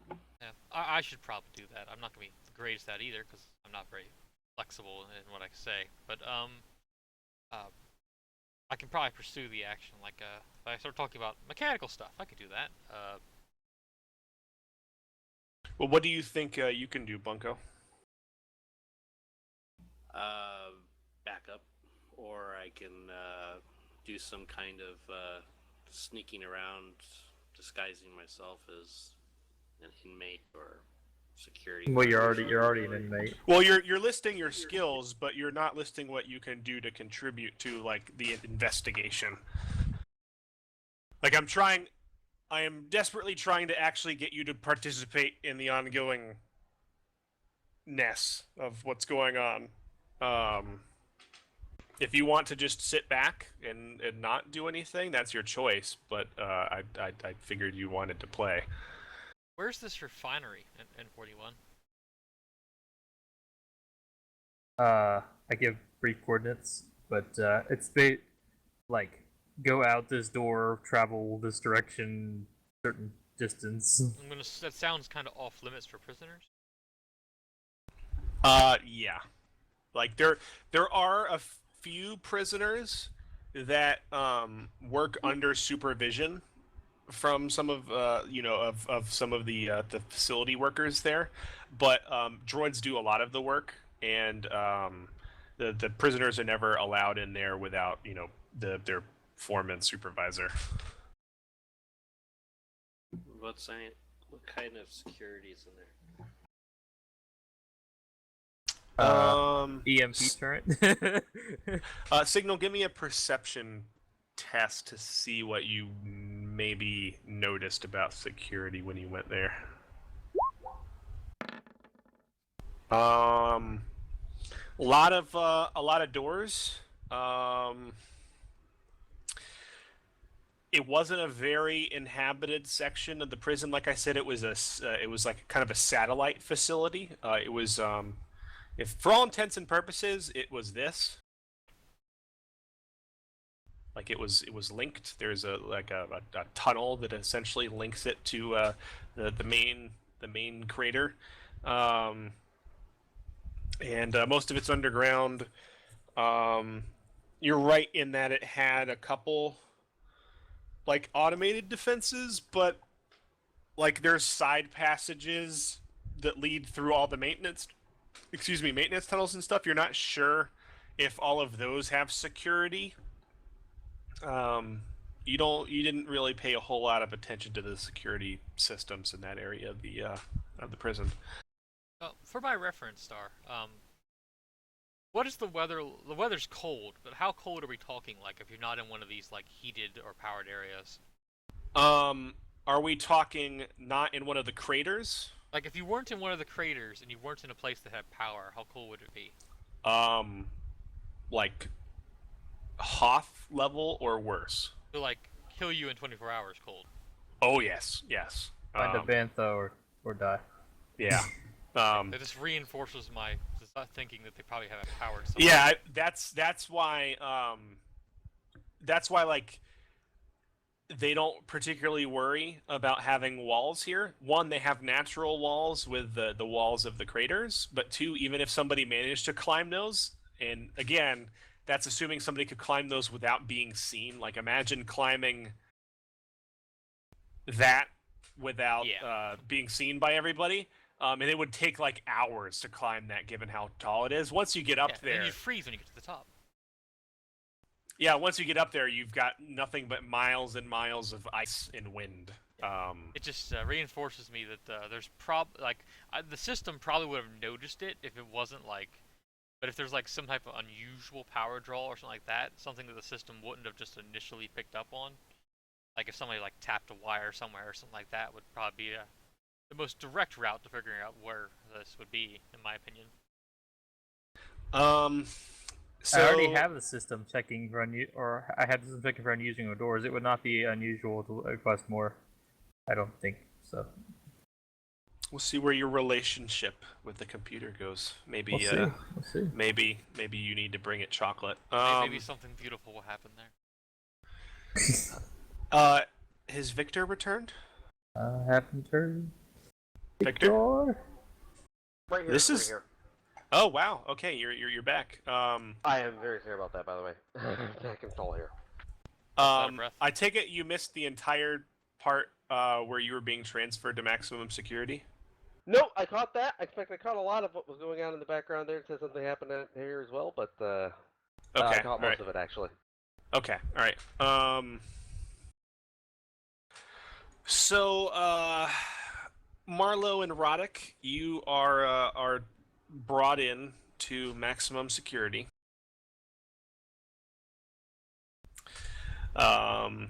It's in another crater, and there's basically force fields around the facility that are lowered as the speeder gets closer, and you are brought in literally just right in after the force fields come back up, and the speeder enters the facility, and you're brought into a kind of like a speeder garage, and you can see that there is like a series of elevators in here. It looks like the majority of the prison is literally just down below.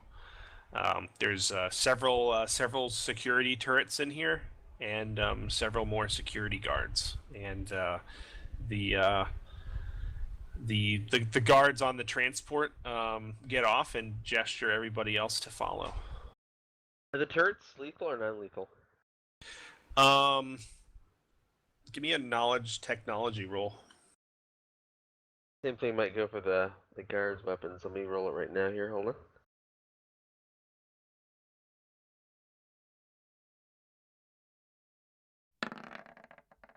Wow, I blow. You've got no idea. That looks like a big gun, though. Either way, it's gonna hurt, so I'll make a note of that.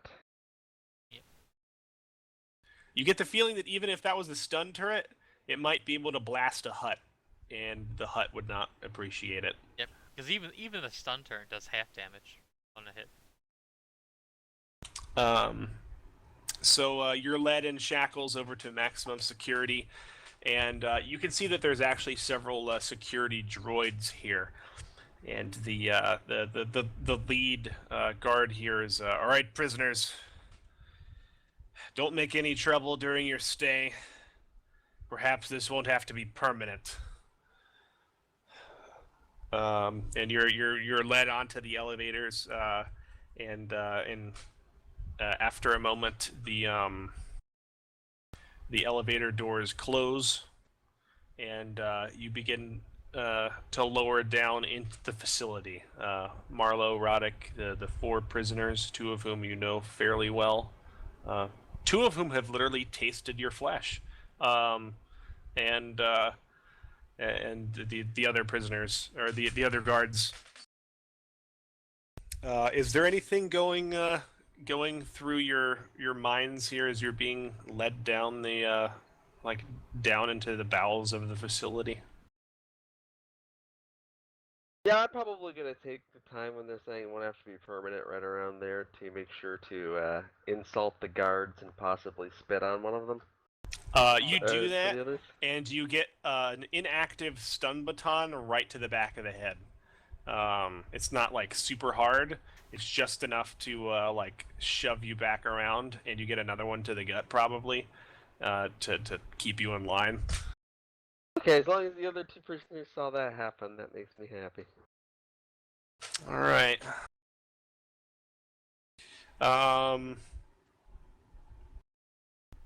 Is there anything anybody specifically wants to do before we end the session? We might end the session 10 minutes early. This is kind of a good stopping point before what I think is going to be kind of the climax of our stay in prison.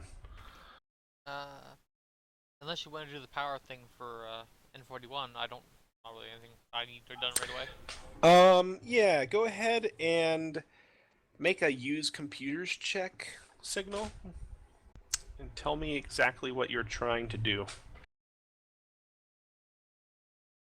Well,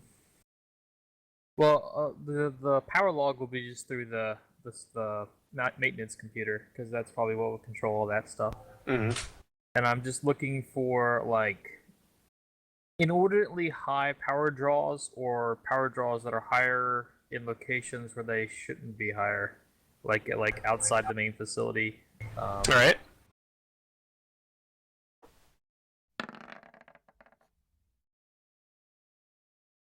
And I think I'll neck it.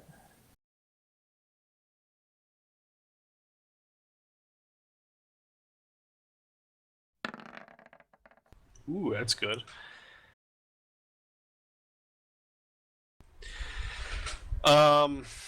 It takes you a while to go through the data. Eventually, however, you do determine that there is an unusual power draw from the geothermal facilities directly beneath minimum security.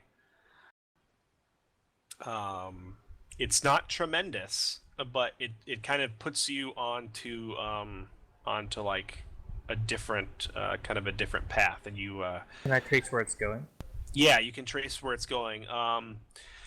So beneath minimum security, there's like a series of tunnels and sub facilities that are not part of minimum security. They're like ancient facilities that kind of lie beneath most of BELSAVIS. I think you can see that the power is being shunted to some secondary location somewhere between approximately maximum security and minimum security facility 2.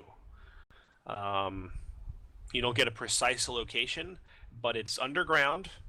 And there's nothing reported there? It's not on any of the maps. You just know that like below level 33 or whatever, that's all like supposed to be sub-basement level, the ruins, supposed to be mostly inactive stuff that's not in the current operating facilities. It's only like a kind of a minor draw, but it's still like I think it's like 6%. What would be used for an arc welder or something? It's like 6% of the geothermal output on certain cycles of the day. Like I think every third cycle, 6% is drained off, and it just goes somewhere. Enough to cycle a heater to keep it from freezing, maybe. Well, the geothermal thing runs the entire plant, so it runs the entire facility. So six, like it would be more than a space heater. This would be like a considerable amount of juice. Well, that's what I'm saying. It wouldn't be just a space heater. It'd be like like the heating for a room to warm it up every so often. Well, also arc welders, heavy machinery, stuff that would be used to fix a starship. Yeah. You don't have access to the facility power grids of any of the other facilities, but you do know that there is a 6% power drain every third cycle from the geothermal from plant this facility, beneath minimum security 2. And all you can see is the direction, sort of, in which the power is cycling down, and it's somewhere in the middle between maximum security and minimum security 2. Okay. That'll be useful info when we get it from Signal. And it's most certainly not in any of the current prison charts. Like once you reach a certain level in the maintenance tunnels and stuff, like it's just all uncharted. Yep. I imagine that they would probably be trying to make it look like it's like a discrepancy in the program every so often or something like that. That seems likely. Signal's calculating mind will say that this is too regular to be discrepancy. Yeah, so that's it for tonight. We had a little bit of action with somebody